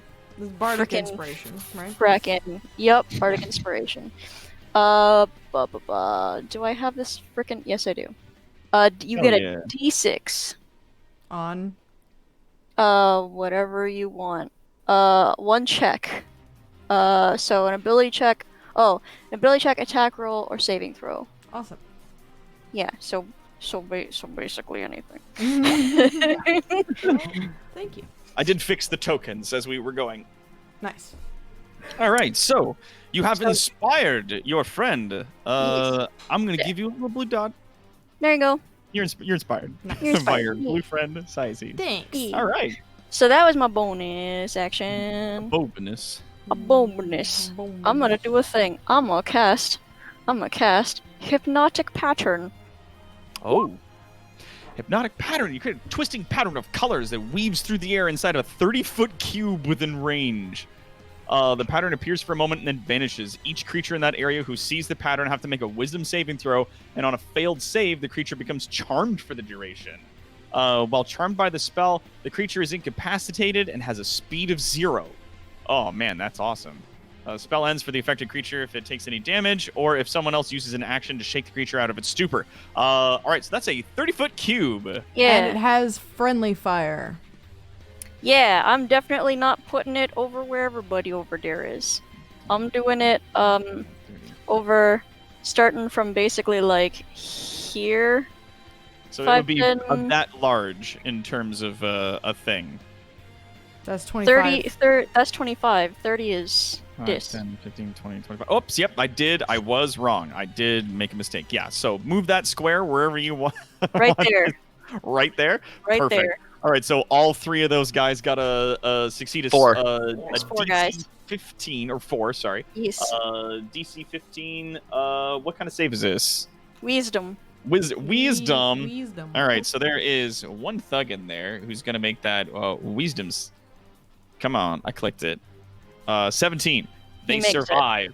The bad piper in there with his wisdom, he doesn't make it. The bandits, there's 2 of them. Nope. And one does though.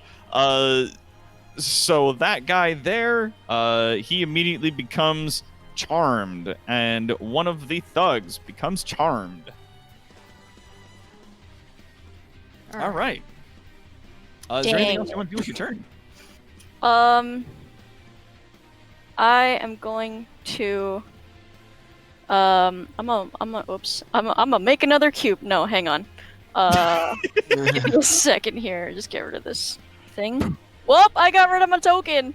No. I'll just put him back on the map. Hang on. Oh, that's not it. It did remove you from initiative though. That's annoying. It was What was I? 21. No, that was Zach's. I think you were 13. 19. 13? Yeah. Okay. I okay. can just scroll up and read his initiative true. 13. Drag yourself back onto the map. I was. Oh, is that? Hang on. You hang were on. right here. Hang on. Or here. Trying to do it. No, you were here. Why isn't it? Okay. Do I do it from the? There we go. You're on the drawing tools. There you go. Okay. You got it. All right. So let's put you back in the initiative order. Just roll whatever. Like, just roll initiative again, and then I'll adjust it in the system. Yeah, okay. Where are we? Like, Come on, get select it your 13. token and click initiative again on your character sheet. Bleep. That's One not who it. could only but that's imagine. fine. And you were at 13. So we'll hit that, and then we'll drag you to the top of the initiative order. So there you are. What would you Cool. like to do with the rest of your turn? I just want to move right there. Okay. Moving out of the range of that one halfling brawler, they are going to take a swing at you. Ah, that's right. Weird that it did that, but okay. Yeah. A 20. Oh, that hits. Eh. That do a hit. You do a hit, 3 bludgeoning. He did a Okay. hit on you. Wow, so rude. McElroy brothers say don't do a hit. Don't do a hit. Yeah. So rude. Hey, he was taunting him about his hatred of spiders. And, like, made him real uncomfortable. Fucking Justin earned that punch. He did. he He did. really did. Is there anything else you want to do with your turn? That my turn. All right. That's it. Keepers up. You are presently hidden. Nobody who's in the area can see where you are. If you jump down and make an attack on somebody, it will be with advantage. What happens if I make an AoE attack versus multiple people? Do I get advantage on all the attacks? Yeah, why not? I'll allow it. Okay. I'll allow it. You have to be able to reach them though. Yep. It's within 10 feet. Yeah, which means you have let's- to jump down. Yep. Oh, of course.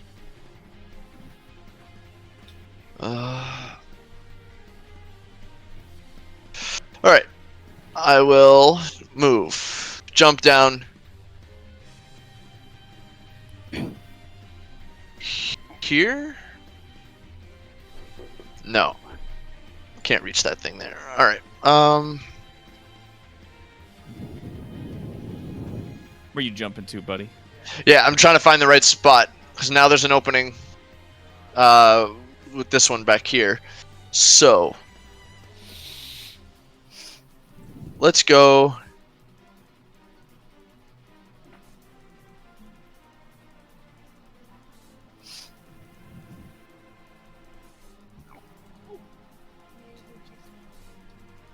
Yeah, let's jump down here. This one took a swing at my froggy friend. So, I am not having any of that. So I leap down from the trees and do a kick-ass kung fu spin in the air as I fly. And I land with a splash in what looks like a small river. Don't punch the approach. Now, and then as I land in the water with my badass superhero landing, the water splashes up around me, and as it does, I use 2 ki to cast Arms and Visage of the spectral self. Oh yeah, you bust those arms out, and so Yep. 2 huge spectral arms fucking pop up off your shoulders, and immediately as they're coming out, make a series of swings and strikes at the dudes that are around you.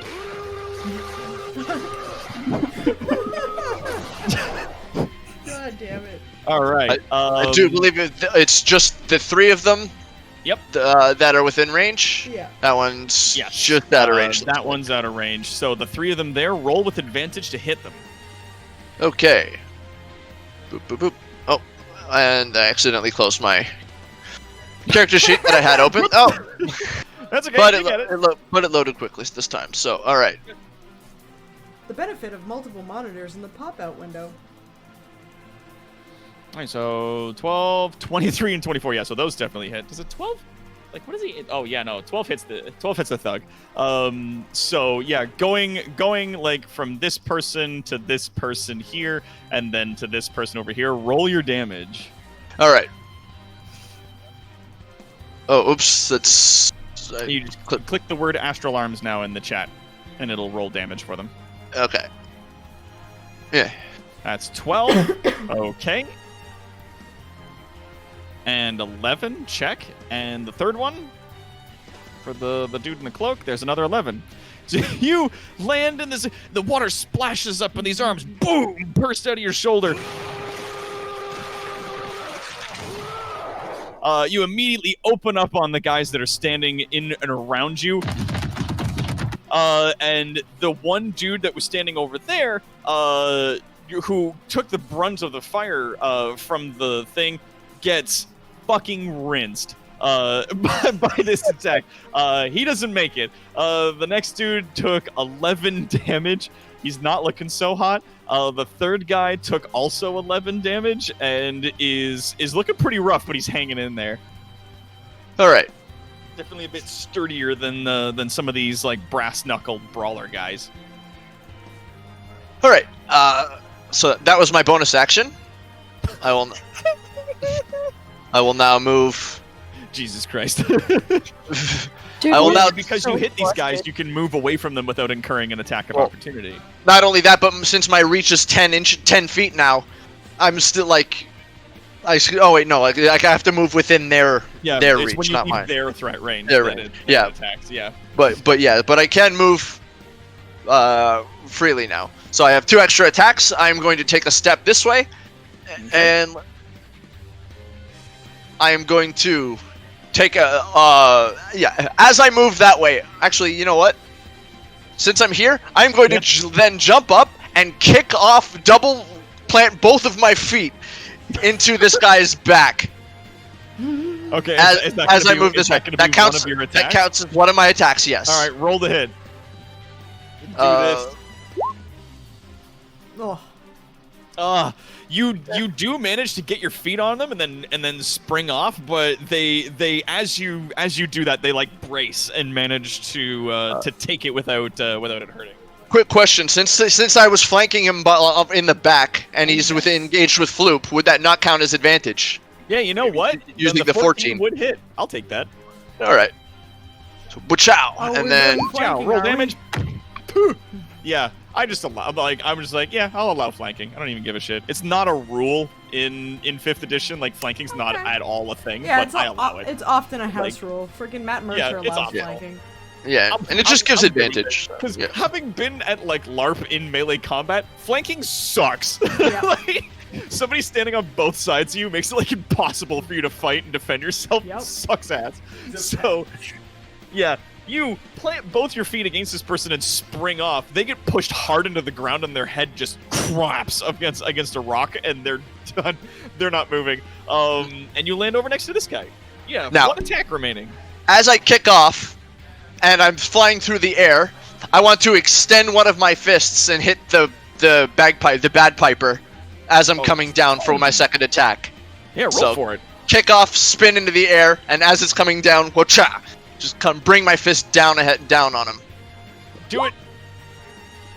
Does 11 hit the bad piper? Let's have a look. Where's his sheet? There it is. It does not. As it's coming down, he manages to, in like a weird little jig, like hop to one side, and you narrowly miss him. It's a little harder to pin the bad pipers down than the standard guys because they seem to be doing like little dances as they're doing this. But All right. that does count as me making an attack against him, which means I can continue moving. This is true. God damn it! You only have movement left, though, as that is your attack and your bonus Yep, used. I understand. How much did I move so far? From there to here? Well, there to there was 10. There to there was 5. So I still have 50 feet of movement left. So Rykkreen. So I will Him's got the runny legs. leap back up into my previous spot. Roll me athletics. Not acrobatics?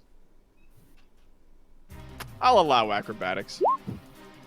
Yeah, right, you make it. It's 21 or 21. Yeah, you do like a sick flip back up into the tree. All right. All right. And now it's Floop. You're up. Okay, who seems to have received the most damage so far? Probably Vrail.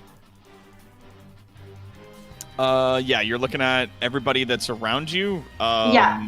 I look It's super not hurt. Like I Yeah. look like I've been hit, but not a lot. Not as much Vrail's as it actually looking- seemed. Vrail's actually looking pretty good. Syces, though, got hit pretty bad. Well, not bad, but like she got hit. kind of hard to tell with the physiology. Yeah. I've taken a little damage. A little bit. Hold on, I'm looking. Yeah, you guys watched as a bunch of ice, like ice scales, like shattered off of Rail and into enemies, and then dispersed with those attacks. Okay, so Floop will put a hand on Cyaces. Oh. Oh, little frog hand. That's gonna make you a very unfortunate healer. Healing word. You're Yeah, considering that people that touch her skin get poisoned. Healing word. You heal 4 HP. Yay. Thank you. And then, since it was a bonus action, Oh, healing word's Floop? ranged. oh, 60 Yeah, feet. 60 feet. No, you only well, Nice. I don't need to touch you. You're healed. Wow. did. I mean, you can if you want to. You can like Cure- hold her hand, Cure wounds, put your little hand in hers. Cure wounds is touch though. Yeah. Yeah, Yeah, yeah. 1d4 plus spellcasting mod. Then she's gonna look at the other side of the river and just say, "Playing Swarm? That's not fair."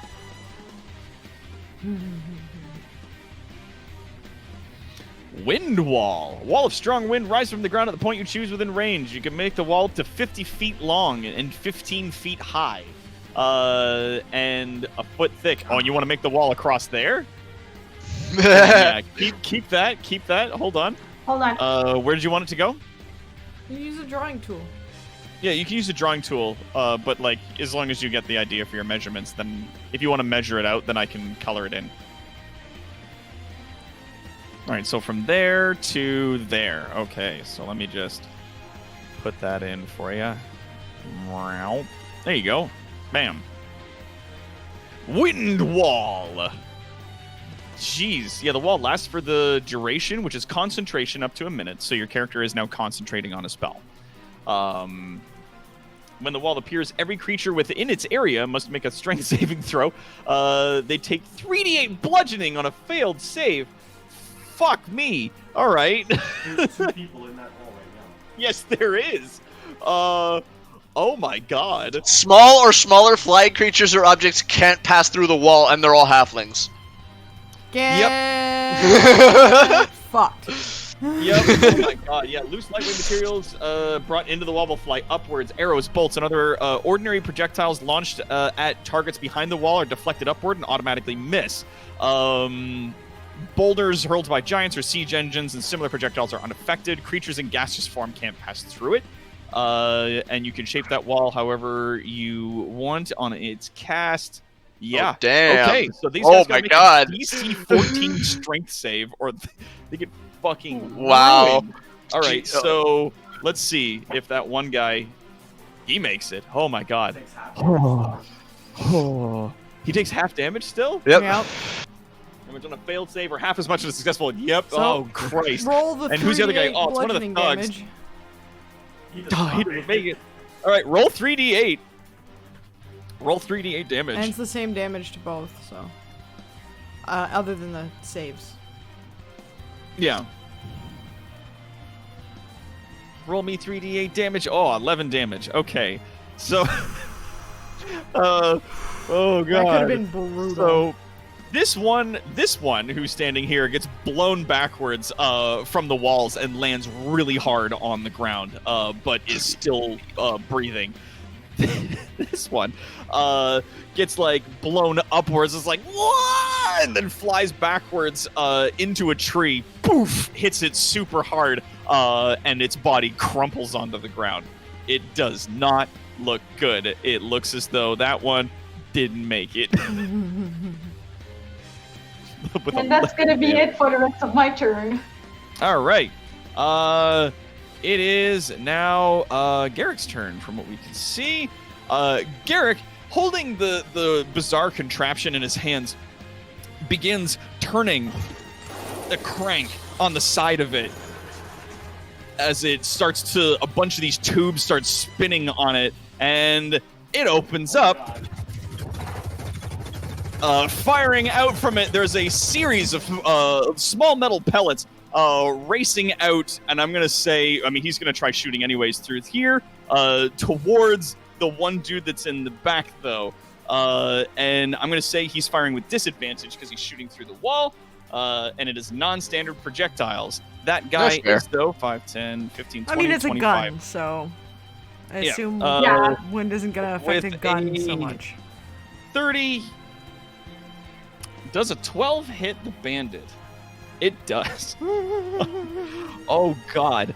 All right. So as he's just turning the wheels on this thing, a bunch of these pellets slam into this character, doing really 3 piercing. Oh yeah, because it's at that distance. Yeah, it's 2d4.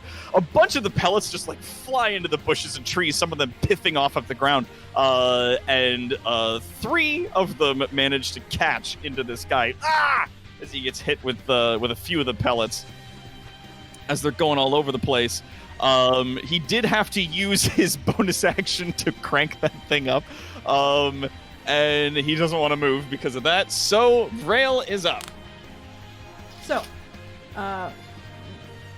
Vrail watching, having seen Floop get attacked at all and fairly easily, like reaches down and like puts her huge fucking hand on Floop's back, and a bunch of golden, like radiant scales like go along her skin as I cast Shield of Faith on as a bonus. Shield of Faith. Shield of Faith. A shimmering field appears and surrounds a creature of your choice within range, granting it a +2 to AC for the duration. And then So you got +2 to your AC. yeah, Concentration. it's a little bit harder for people to hit our Floop. Yeah. And Floop is incredibly happy because she looks like his moistness now that she's golden and she's happy. Oh yeah, for sure. And you both are concentrating on spells. I just put a little thing on your sheets, just on your icons, just so we know. I also demolished the 2 halflings that took swings at Floop. Yep. Yeah. Jumps out of the tree. Bap-a-da-bap-a-da-bap. Jumps back in the tree. They were also a little flame boiled as well. Yeah, one of them was, yeah. No, both of them were. All well, right. yeah. Now that's a bonus action to use Shield of Faith. I point my what else do you sword, my scimitar, up at Fucko, who still hasn't come down out of the tree, who's still staring at, basically keeping an eyesight on, and I puff up like another 2 feet on my tail, and my hood flares out, and I like yell at him like with a spitting hiss, "Get down here yourself!" And she uses this. Ooh, Conquering Presence. You can challenge your visitor to exude a terrifying presence. As an action, you force every creature of your choice that you can see within 30 feet of you. And I'm glad we already have the big thing here that tells us exactly what the distance is on that. To make a Wisdom saving throw. On a failed save, they become frightened of you for a minute. The frightened creature can repeat this saving throw at the end of each of its turns, ending the effect on itself on a success. Oh God! Doesn't reach This is him. the thing you use to completely fuck people. It doesn't. But it reaches almost everybody else. Everyone except him and that other guy over there. So oh God, everyone's gonna have to make these saving throws. All right, let's see. This is why Wisdom I like saving having throws, such baby. low initiative. What's the DC on this? What does it say? Oh no, what is it? I think it's just my spell save. Yeah, your spell save DC. 14, That would be a wisdom saving throw. and it's a wisdom saving throw. Wisdom saving throw. 14. 14. So the first one doesn't make it. I'm just gonna go through and mark each one that fucking screws it up.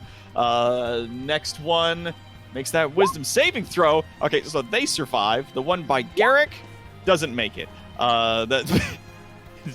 They're not They're not about it, dog. The one that's down there, the one bagpiper who is charmed, I'll add, makes it. The one Probably dog because that's there, doesn't make it. So that person there now has a spooking times. Sorry, that was supposed to be a bandit. They both have the same wisdom score, so it doesn't matter. The next one, he makes it with a 15. And the last one that's over there who broke their crossbow. Oh, what about the bagpiper up here? He didn't make it. And the bad piper at last, the bad piper makes it. Okay. All right, so just this guy is frightened. So you frighten 1, 2, 3, 4 of the assailants, 2 of whom are on the opposite side of the wind wall from you. Scare roused. 5, 10, 15. All right. And then I move here. Oh Jesus! If Whoa. you're going through the wall, Yeah? You're gonna be a huge target. Yeah. Okay, yeah. Lasts for the duration. When it appears, each creature has got to make the strength saving throw. Strong wind does some stuff. Loose lightweight materials. I'm arrows large and bolts and size. stuff. Yeah.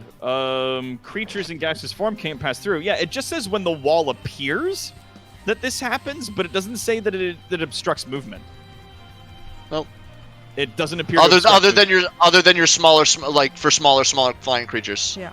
Like it says It says right there, smaller flying creatures or objects can't pass through the wall. So not only did their friends get knocked the fuck back and killed because of this wall. Yeah. Vrail walks through it or slithers through it like it's calm spring breeze. Like it's nothing. This is actually why I casted it, because I was sure that Brill was able to go through it and not the others. I got you. Okay, yeah. So it's flying creatures that are of the small or smaller class, and then objects also can't pass through it, and standard projectiles can't. But yeah, I would say that if these guys are gonna try to get through, they'd have to like make a check to pass it, because otherwise that's kind of yeah. Because it's specifically in reference to flying creatures when it says smaller. So if the halflings want to walk through it, they're not flying creatures, so they could make the attempt. But I'm going to say that they probably going to have to make a check. Gotcha. All right, so you move to this side. Is that your turn? That's my turn. All right. It's the gang's turn. 2 of them are charmed. 2 of them are dead. 3 of them are dead. Yeah, a bunch of them are fucking... Oh, yeah. So, to start, this one's gonna... Well, let's resolve the scary time first. Because if they're feared, then they have to run away from you or try to get away from you. And then at the end of this turn, they can make a saving throw to try and remove the ability. But as that one attempts to run away from Garrick, he's gonna try to swing his fucking gun at him. That hits. 6 bludgeoning. Just as he turns to run, fucking knocks him with the front of the steam-assisted crank gun. That's minus 6 HP. And it's going to continue. Run all the way over there. And then let's see if it can shake it off. Is that his full movement? Because he All right. bonus action to dash. Yeah, he can always bonus action it has dash. to at least be 30 feet from you. Like it has to reach like a minimum distance if it's feared. Like your speed. You move your speed away. Like you have to get at least 30 to 60 feet from your target and or break line of sight. Players too, because like if you get frightened, you have to move your speed away, and then you have disadvantage on attacking the target that frightened you. 20. So it's gonna go to there, and it fails, so it's still scared. He's up a tree. He is up a tree. I'm gonna say, you know what? Because it was within 10 feet, sure, make an attack. But how far up a tree is he? It's whatever. It's your rule. Like, I'll allow it. You're a DM. So. Like, yeah, why not? It's not up Take to a swing me. at him. Push at him from a Keeper. tree. Yes. Take a swing. Yeah. Attack of opportunity. Yep. Swing. With my arms. 14. 14 hits. Roll damage. Oh. 12 damage. Boff. You managed to fucking club this guy side of the head a little bit. As you know, I said minus 12. There you go. as it's running off. You do a pretty good hit on him.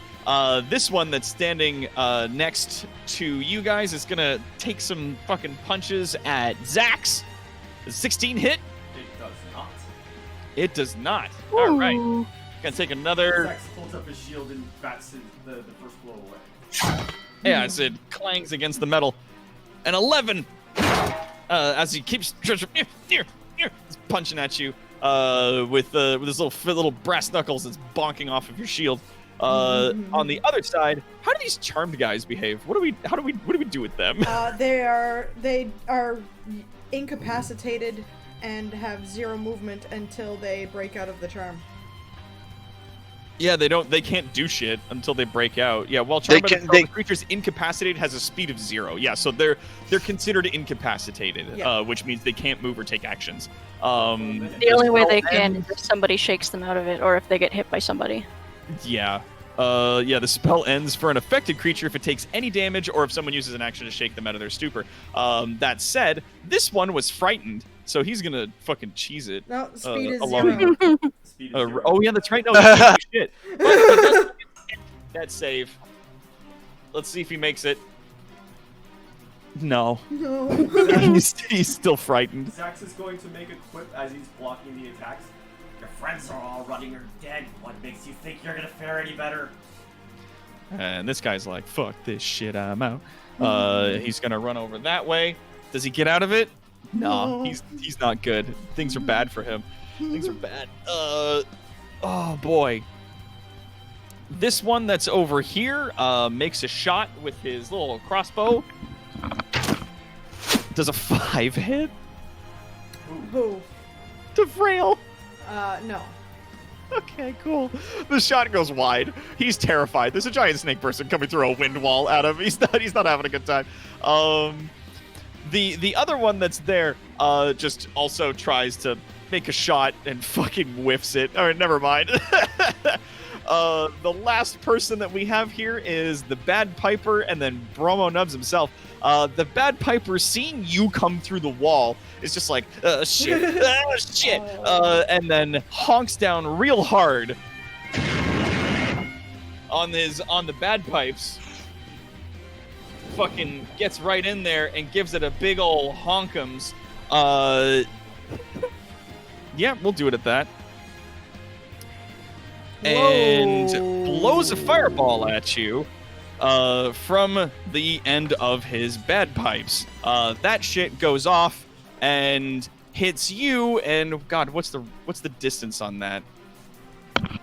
It hits the other 3. They're gonna have to roll. Roll a reflex save.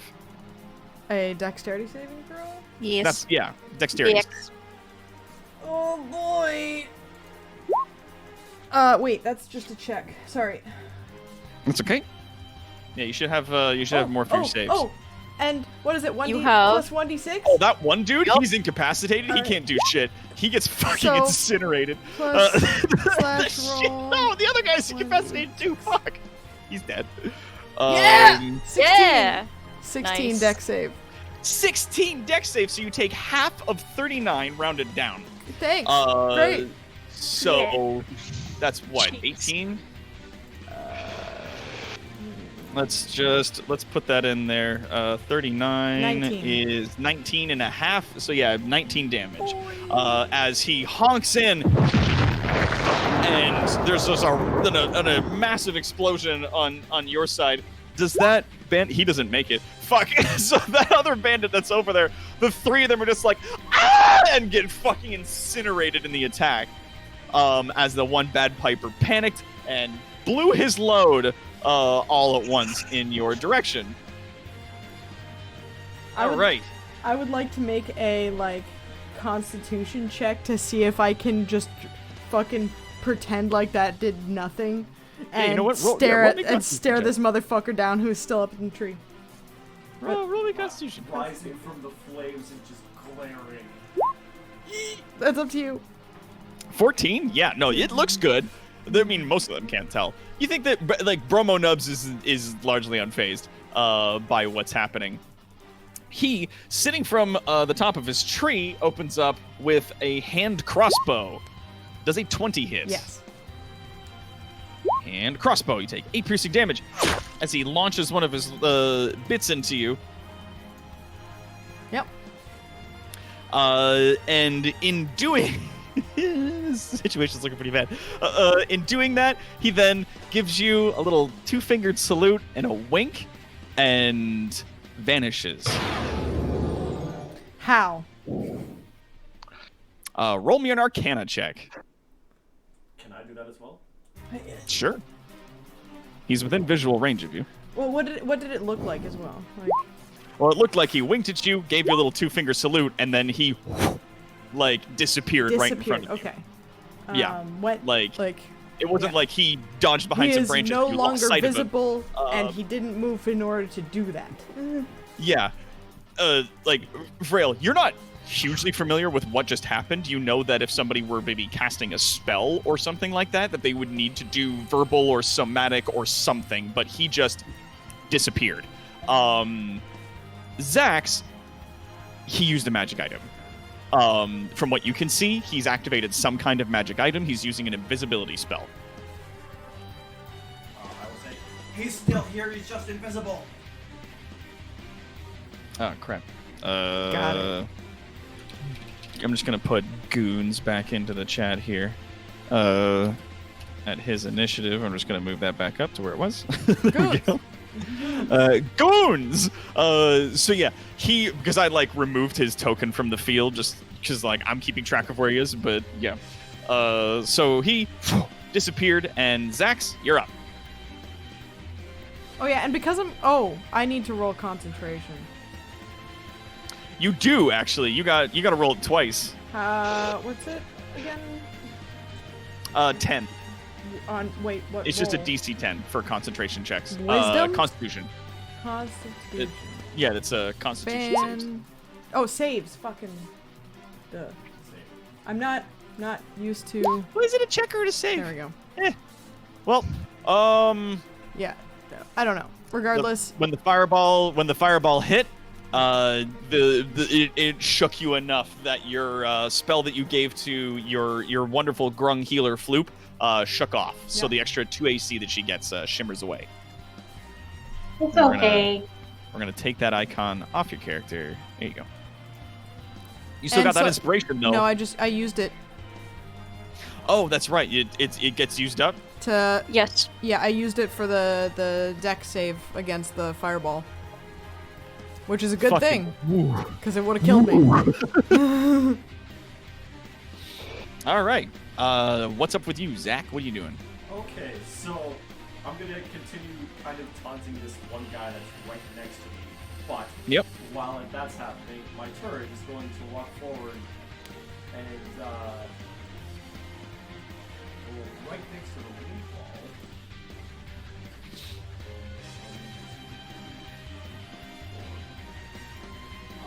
And it's just gonna blow a big old cone of fire directly at the bagpiper. Oh God. Is it gonna get through the wind wall? It is a non-standard attack. If it's considered a spell, but it's a spell that just shoots fire in a cone. It would be because all of the attacks for my Eldritch Cannon use my spell save DCs and spell attack bonuses. You know what? I'm gonna say it's magic. So, sure. Because it really is. This thing is held together literally by magic. Yeah. So that would be 2d8. 2d8. And he's got to make a reflex save. Where's he at? There he is. Bad Piper. Got to make that reflex. 22. Does save. All right. So what's the damage? Because he still takes half, right, on a save? Cone of Fire? Yep. All right. So that's 5 damage. And now I get to do this fun thing.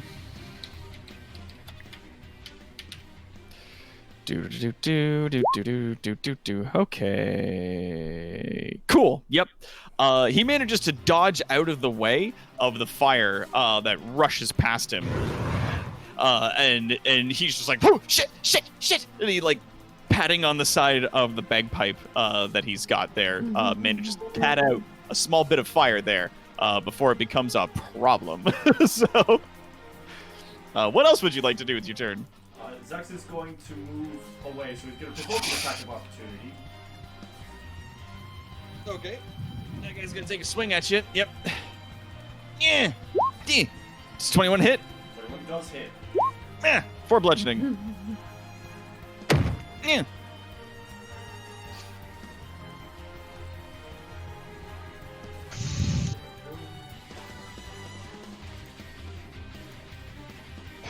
he's going to move here, and now he's going to cast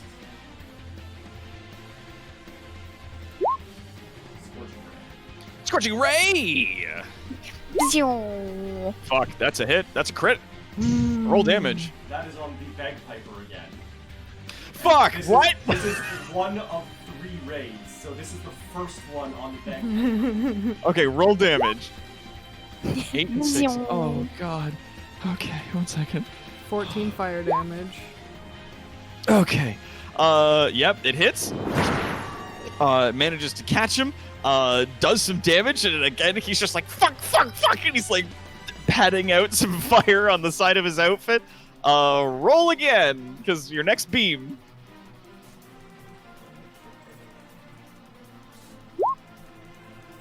Same guy. Oh, God. Whoops. I rolled that just clicking on his sheet. That's my bad. Oh, no. 5 fire damage. I mean, the 16 doesn't hit, 16, I'm sorry, 14 doesn't hit him. Oh, okay. The 14 misses. And the third attack. Scorching Ray. Scorching Ray. So So the last 2 beams get like sort of pushed a little bit by the wind, and they go a little bit wide. Or maybe you were compensating for it. It's hard to tell. But the one beam absolutely hit him. The other 2 beams went a little bit wide, and he's now panicking, attempting to get some of the little scorched embers off of his clothing before anything bad happens. Zax is gonna yell over to him, "Better drop it, you're gonna explode!" Yeah, you from personal experience working with Par know that this guy is carrying around a sack full of accelerants. It's like that is an oil drum with tubes that he's got in his arm. This is 100% why I'm shooting fire magic at this guy. Yeah. All right. Cool. That will be my turn. Oh wait, no. Dope. The spider mount is going to once again take another whack at this guy. Yeah. Roll the hit. Yeah.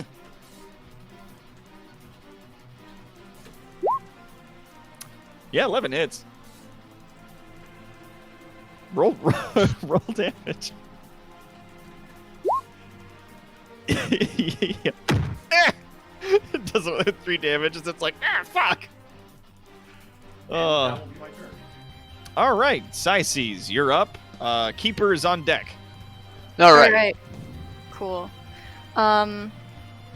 Boop doop. Syces is going to move up to just about here, just a little bit further up, right there. Gonna use another bardic inspiration on our friend Rail. Nice. I And feel then inspired. yeah, Inspire. inspire. I definitely saw where Bromo was, right? You did see where he was. Yeah, he was in the tree up here. Yeah. Okay. Syces is going to cast Moonbeam right there. Yes! You all know. Some of you know that I have sounds for this. At level 3. Jeez. Yes! Oh no. Oh no. Yeah. Oh Christ. So you reach out with your magic. Giant beam comes down from the moon, slams into that area. Constitution save DC 15.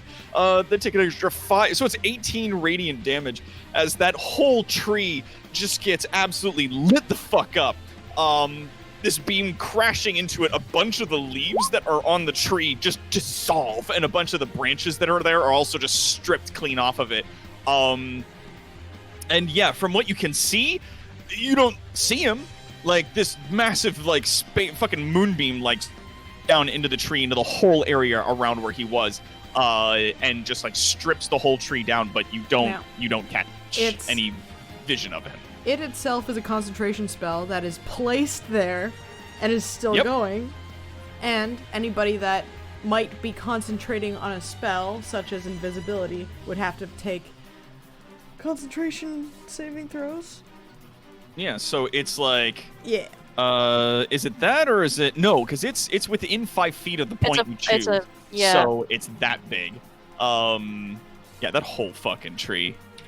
That was where what's his name was standing, right? That is where Bromo Nubs was. That is the tree he was in when you saw him. That whole tree got disintegrated. You don't see any sign of him though. Oh, he must have booked it then.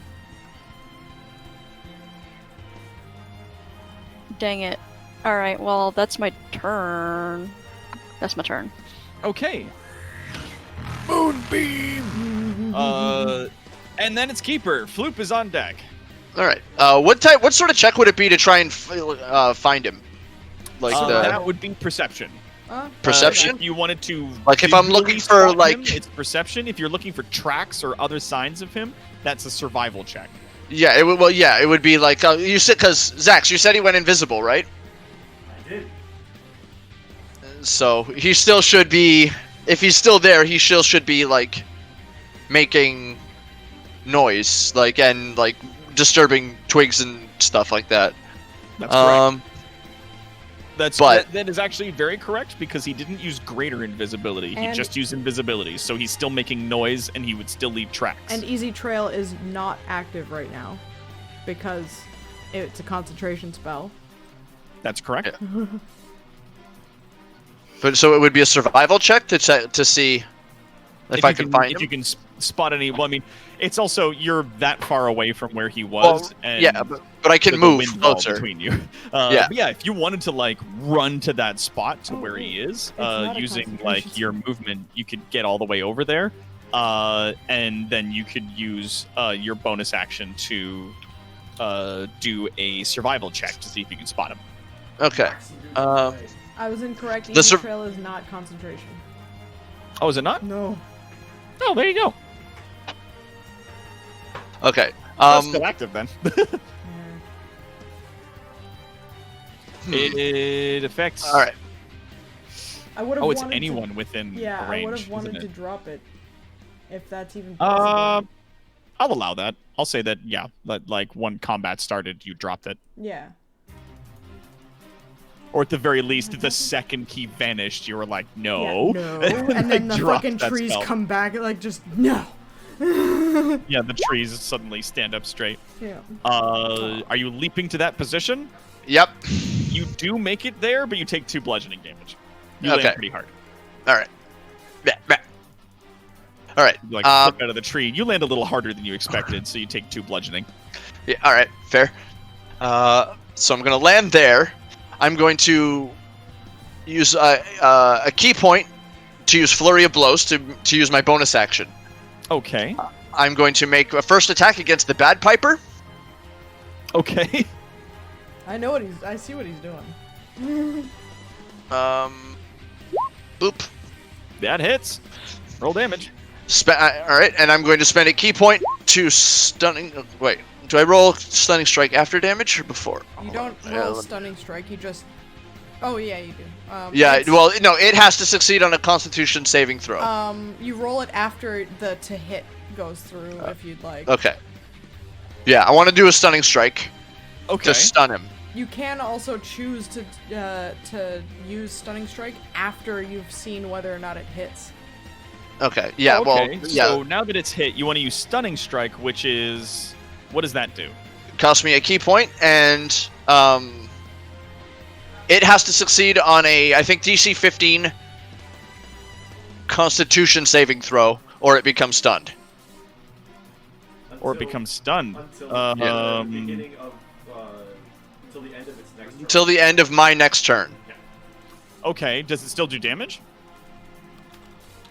It still does. It says when I hit another creature with a melee weapon attack, so I hit, so I imagine it still does damage.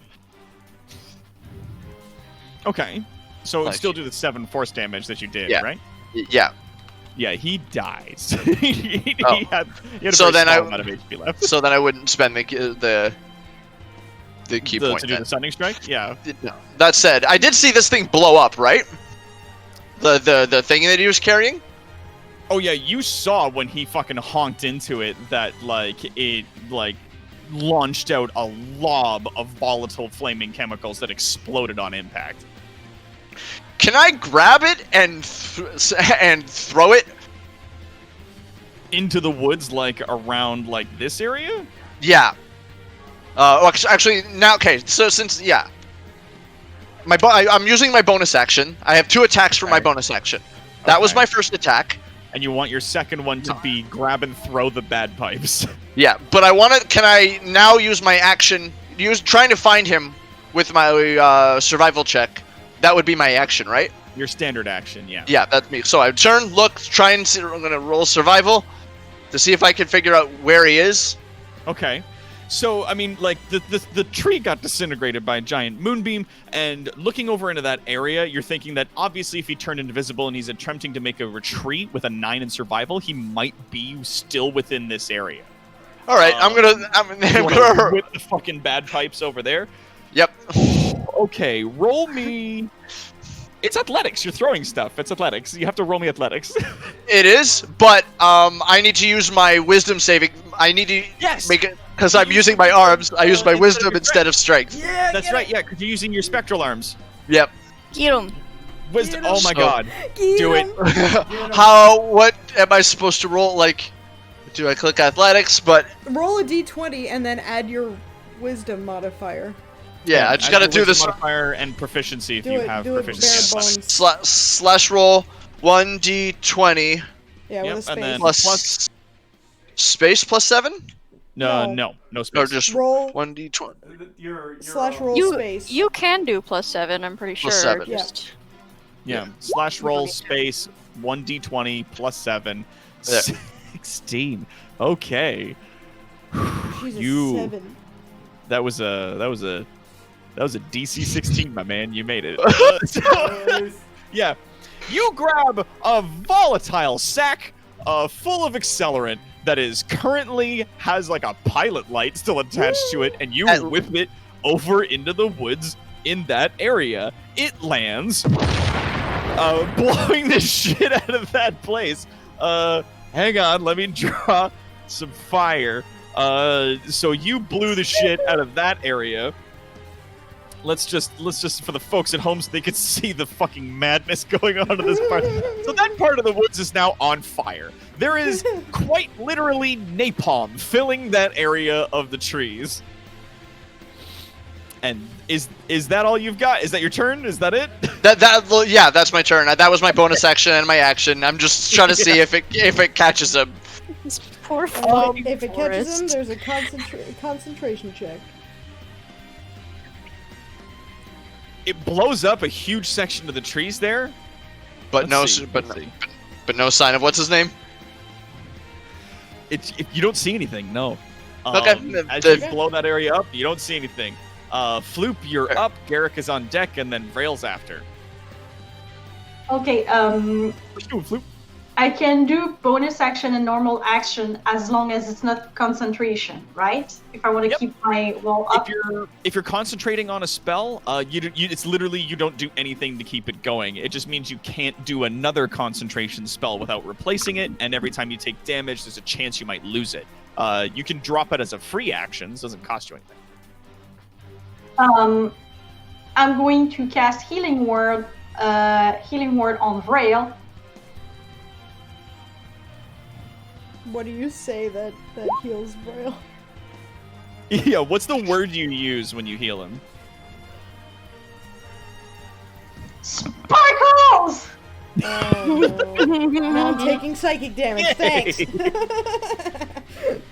All right. Alright, Yeah. Healing word, baby. Yeah. I added that. Then this one is kind of tricky because it doesn't say a specific area. It says that I can target one creature, object, or magical effect within range. Okay. Dispel magic. Ooh. Yeah, you choose a creature, an object, or a magical effect within range. Yeah! Any spell of 3rd level or lower on the target then ends. For every spell of 4th level or higher, you have to make an ability check using your spellcasting ability. The DC equals 10 plus the spell's level. On a successful check, the spell ends. Now, it's one creature, object, or magical effect within 120 feet. The downside is you do need to see it. No, it doesn't. It says choose one creature, object, or magical effect within range. It does not say that you can see. I don't know. I mean, No, It doesn't I've been specify that looking you need through to see it. all of my. It doesn't specify that you stuff, need to see it. It and- doesn't specify that you don't. But it would you know specify what? that you would need to It see it. does, it though. does There in are plenty all of of my other spells things that to I've say. been trying to figure out how to get rid of Yeah. invisibility. If she can say that asshole that's invisible, and cast it on him, and he's in 120 feet, it targets it properly. He'd still have to make a it's a DC. Like there's a roll involved. Yeah. So it's up to you still, though, DM. So I'm double checking Yep. whether or not Dispel Magic works on an invisible target. And the people at Wizards on Twitter came back with if you can somehow detect the target, then yes. You still must be able to target the target of your spell. Like, it still must be a targetable thing, because Dispel Magic is not an area of effect spell. You cannot choose Magic Missile at, quote, any orcs in the room, and you can't Dispel Magic, quote, any invisibility effects in the room. Right. You have to be able to pick your specific target to cast the spell. Now, you know that someone is using invisibility, but you don't know where they are. On the other hand, Bless is yours, is worded exactly the same, and it's ruled that you don't have to be able to see them. It says Bless says you bless up to 3 creatures of your choice within range. Yeah. How Yeah, and can it you just- target what you can't see? Yeah. That's entirely up to you, DM. Yeah. And we're gonna go with whatever you say. I'm going to say, because it's not an area of effect spell, and you can't physically see the target that you're attempting to hit with your spell, or the effect that's being used. So it's like, for example, the wind wall. That's a visual thing you can see. The moonbeam that you can see there. That's like, you can see that. So it can be targeted by your Dispel Magic. Because you don't know where the target is, you can't target them with a Dispel Magic. It has to be a targeted creature, object, or magical effect within range of 120 feet. And if you can't target them, then you can't cast the spell on them. That's why I was asking. Yep. So can I use my last action to try to find where he is with survival? Yeah, if you want, you can roll a survival. The DC is increased a little bit because there is a huge moon space beam hitting a thing and a bunch of fire now. Space beam. Space beam. I called it a mood beam. A mood beam. Because it's Vrail's mood right now. With an 11 survival, like, for all intents and purposes, he should be dead. We don't know. Like, he turned invisible and then you blew up the woods. Like, if he was alive, like, and he was in there, he's gone now. Like, it's hard to tell. It's going to be the end of my turn because I want to keep the wall of wind up because there are still people with crossbows. That's correct. All right. There's one person with a crossbow. There's one guy with a crossbow left, which is fine. Garrick goes up, still continuing to, like, gotta crank it up, using his bonus action to get that thing turning, and then opens up against... Oops, I'm still on draw. Let's grab and delete that. Opens up against this guy that's standing over on the edge. His AC is that. So then when he fires And that hits.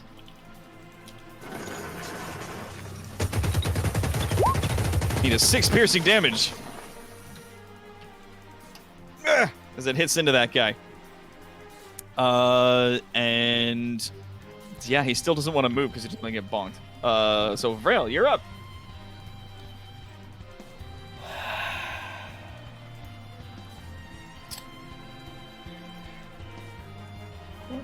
Oh, creature you can see, creature you can see, creature you can see. For fuck's sakes. All my shit. Okay.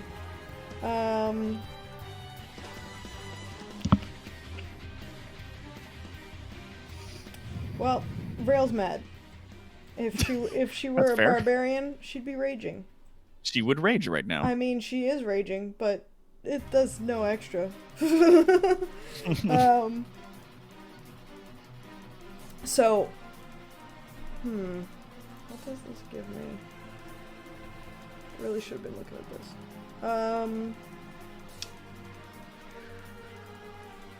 It's an action. Damn. Alright, well. Vrail goes 5, 10, 15, 20, whoop! Right up to this guy. Oh god. And slaps the shit out of this guy. Slaps the shit out of him. With a level 2. Yeah, a level 2 smite in it. Get it. Yeah. Do it. Yeah, I will. Which is, I'm going to say the. Roll to hit. Oh, well, one moment. I'm going to say. After you see. Okay, great. Yeah. All right. Roll this. Oh goodness, yeah, that hits. All right. And Roll that then damage. 4 slashing plus. And then 3d8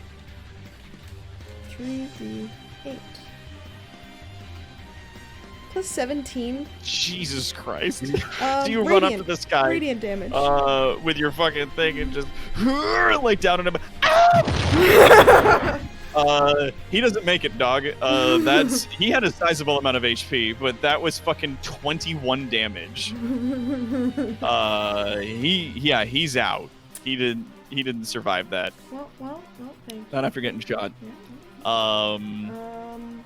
Let's see, what do I got? That's no, don't roll it. I want to see it. I'm looking for bonus actions here, because yeah, bonus actions. What's this? Action. Bonus action. I'm gonna slap a good ol'. Nah, you know what? Nah, there's no point in doing that. Everybody's fucking dead, basically. It's action, melee attack, action. Good God. 10 seconds. Yep. I'm gonna move the other, like, 5 feet or so, and that'll be the end of my turn. Looking at this guy who's afraid of me still. Yes, he is. It is now the goons. The fucking 2 that are still there. 3. Well, I mean, there's 2 of them that are still frightened. There's 4 still on the map. I mean, that one's close enough to the edge. He just fucking makes it off into the woods. This guy's gonna 5, 10, 15, 20, 25. He's gonna come back 5, 10. And the other one is gonna make some attacks towards Garrick. That hits. Oof. It's 5 bludgeoning and God again with the 20s. 4 bludgeoning, so that's 9 bludgeoning altogether on poor Garrick. So his attacks just into the side of him. And he spits at him in anger. And the last one that's there, Attack of opportunity. roll your attack, my man. 19. Oh, that hits, yeah. Good 12 Lord. force damage. He turns like, there, and down he goes. So he would have died like right there. Nice. All Just right, like karate chop him in the neck as he runs. Zax, you're up. Okay. So, I'm just double checking the movement.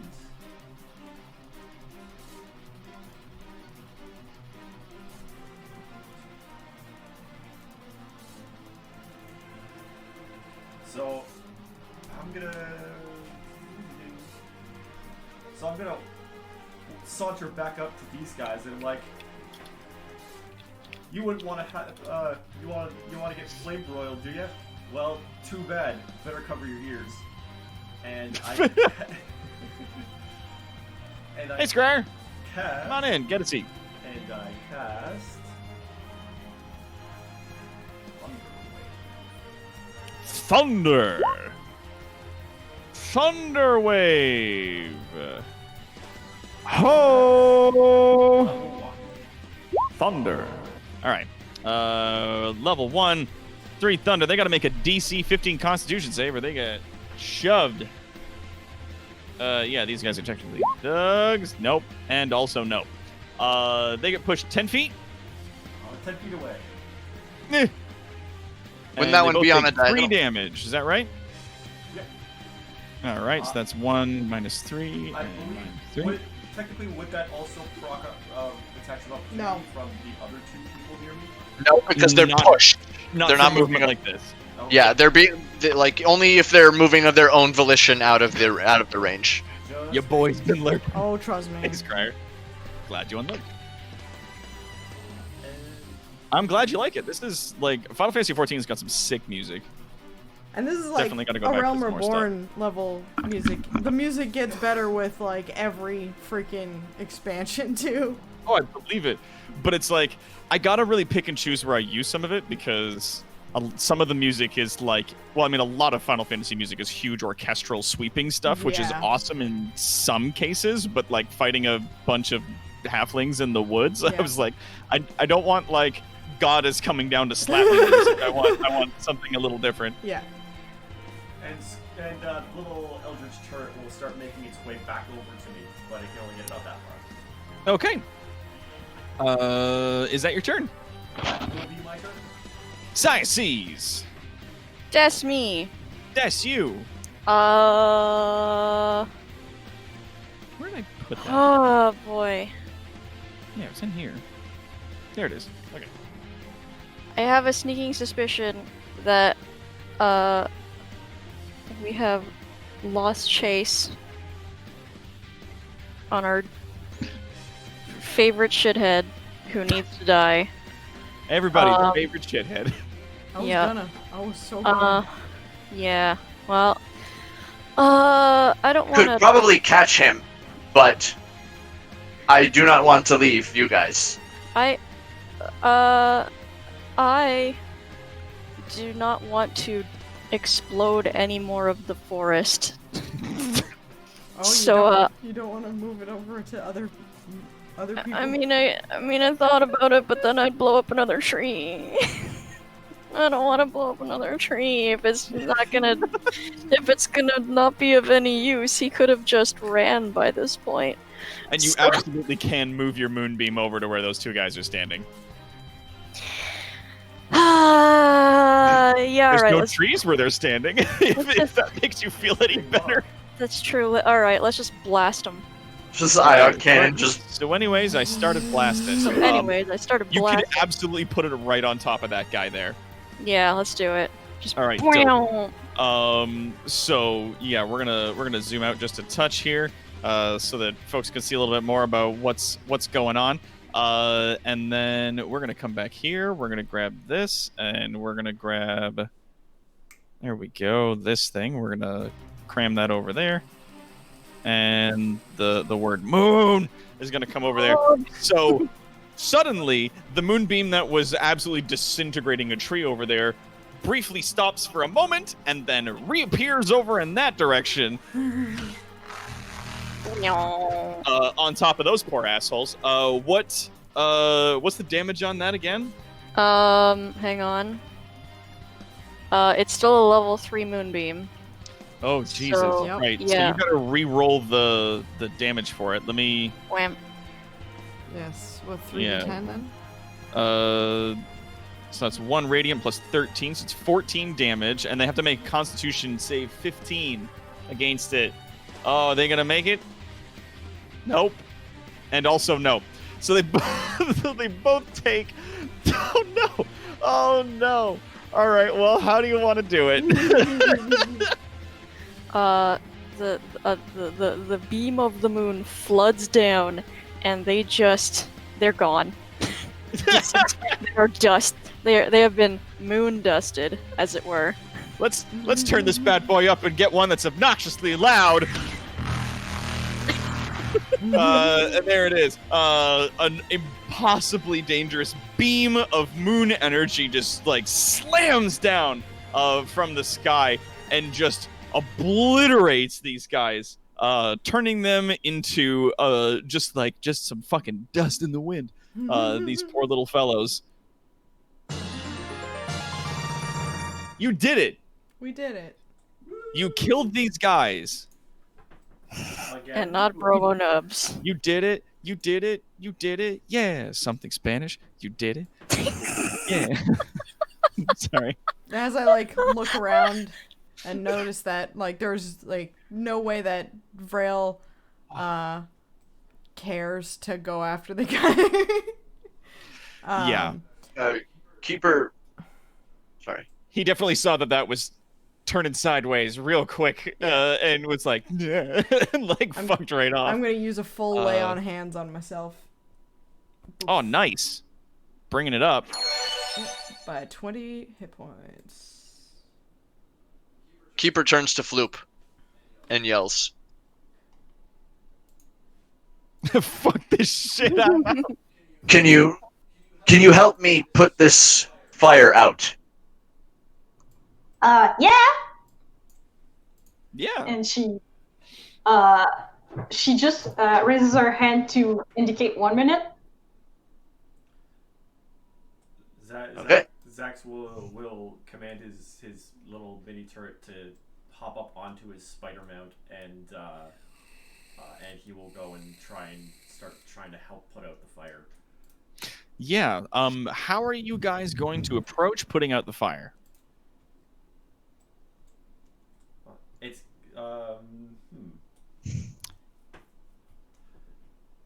I will run circles around it really, really fast, using multiple dash actions. God damn it. To try and suffocate it with the wind speed that I'm. Dispel magic is No, it's an accident. I wanted to. oh, okay. Because I was about to tell you, like, it's you know from the fight that it's not a magical fire that was used. It's an alchemical flame. Yeah.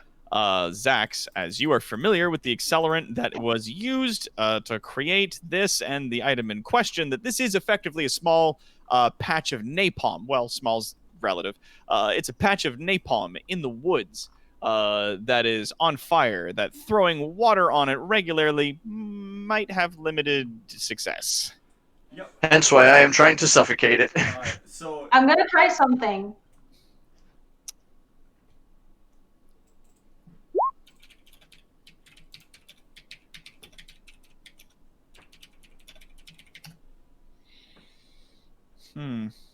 Oof, that's a big spell.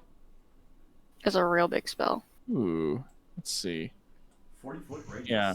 No, it's also a level 3 spell. Trapped oxygen. A sleet storm. Ooh. Until the spell ends, freezing rain and sleet fall in a 20-foot-tall cylinder with a 40-foot radius centered on the point you choose within range. The area is heavily obscured, and exposed flames in the area are doused. The ground in the area is covered in slick ice. Yeah, you know what? Straight up says exposed flames in the area are doused. Yeah, this is like I'm going to say some versions of napalm, not all of them. Some versions of napalm work underwater. But this massive accelerant, you see as like the sleet storm starts pounding down into the ground. as it's coming down in like thick sheets of ice and freezing rain, forming like ice on the ground. At first, as it's pelting into the fire, it sizzles out, and the fire is like persisting. But after about 20 seconds or so of it continuously coming down, that eventually it starts to die, and then that area is now covered in a sheet of ice and snow. Ah, wonderful. That was a lot better than my idea. I was worried that the fire would grow out of control. Also, was Keeper still sprinting across that ice well? Through the ice. No, I was running around it in circles. Like, Oh. Trying to run Yeah. around in circles. I was. Yeah, It is the a flame was persisting 40-foot even radius. though you were doing it. Keep her on ice. Yeah, I got a 65-foot movement speed doubled to 130 Yep, and when I'm dashing, so if I just keep dashing around And it in it's circles, a I can run pretty fast. 40-foot radius zone. Yep. Yeah. Zax will come over to this other bagpiper and make sure Yeah. that like his thing isn't going to explode. Yeah. Radius is from center to out. So that's 40. Yeah. So it would be 40 feet in all directions. Yeah. So if you go to 80, that's how wide this sleet storm would be.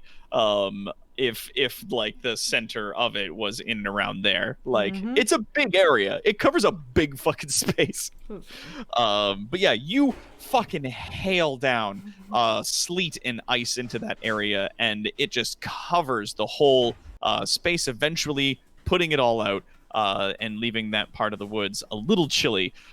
As you are doing this, Garrick is attempting to release some of the overturned heat from the steam-assisted crank gun that he had, accidentally burning a bit of his hand. Oof.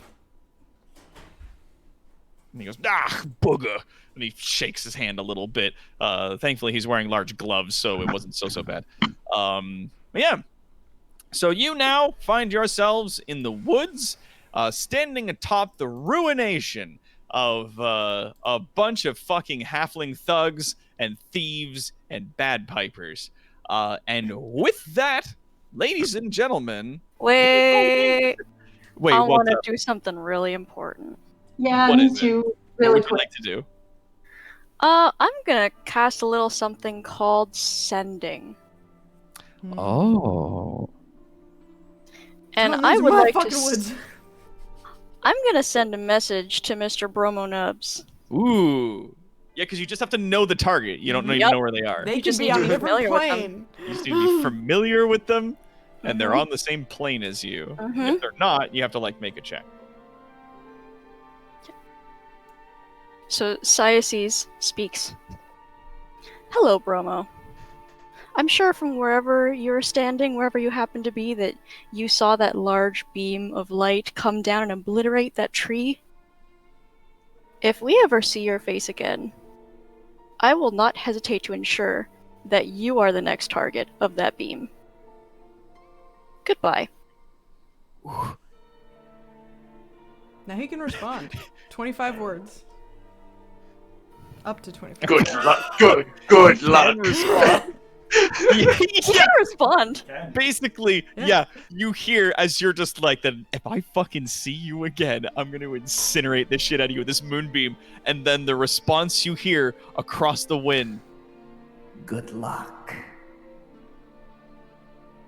Yeah, whatever. I don't need it. I see it. I give- It is on site. Zero hesitation. It is on site. It is on. It is That on time- like Donkey Kong. That tiny shitty little man is dead. He Dead will not. ass dead. He will not escape us again.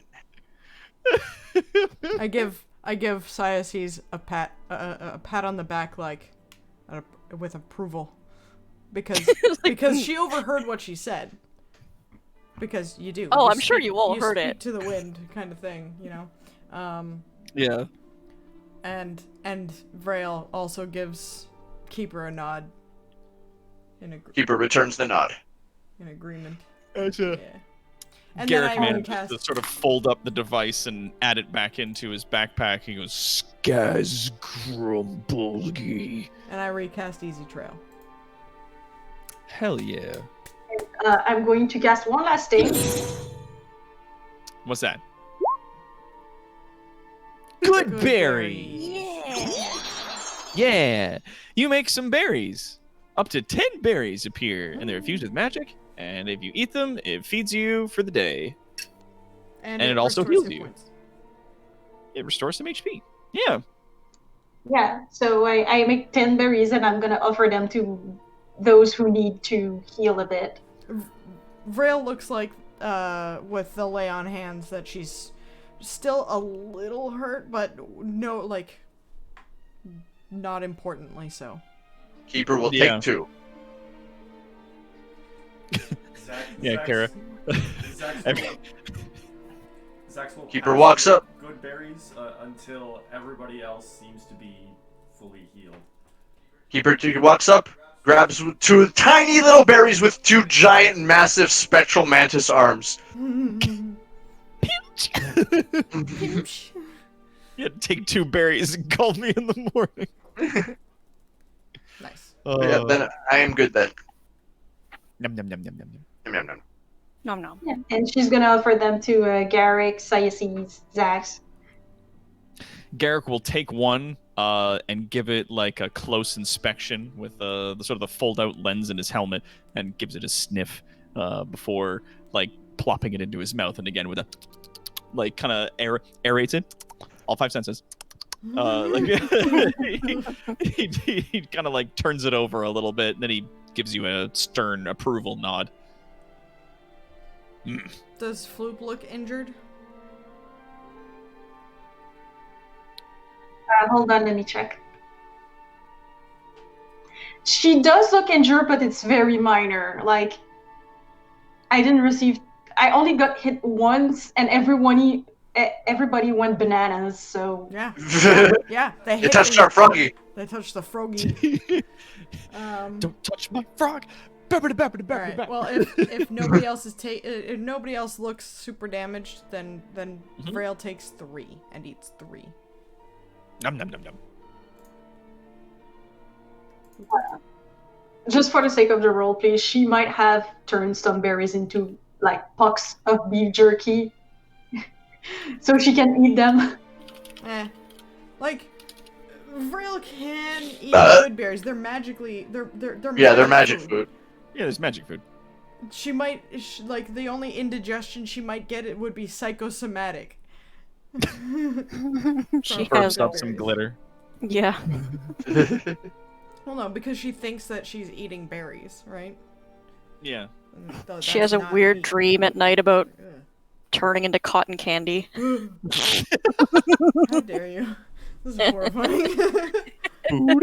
Oh, it would be. Oh, carnival! Turns out Vrail is a fucking warlock this whole time, and that her patron is this like fluffy little squat unicorn. Nightmares.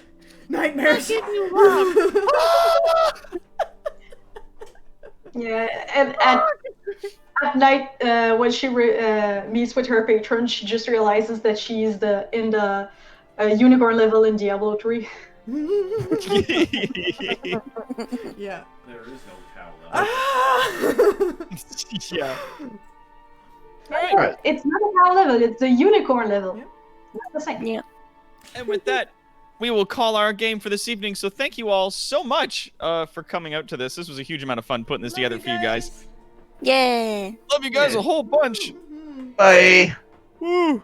So once again, I have been, yawning. Blah. As my energy is starting to Wayne. peter out. Your brain realized that it's the Dwayne. end of it, so now you're all like, oh.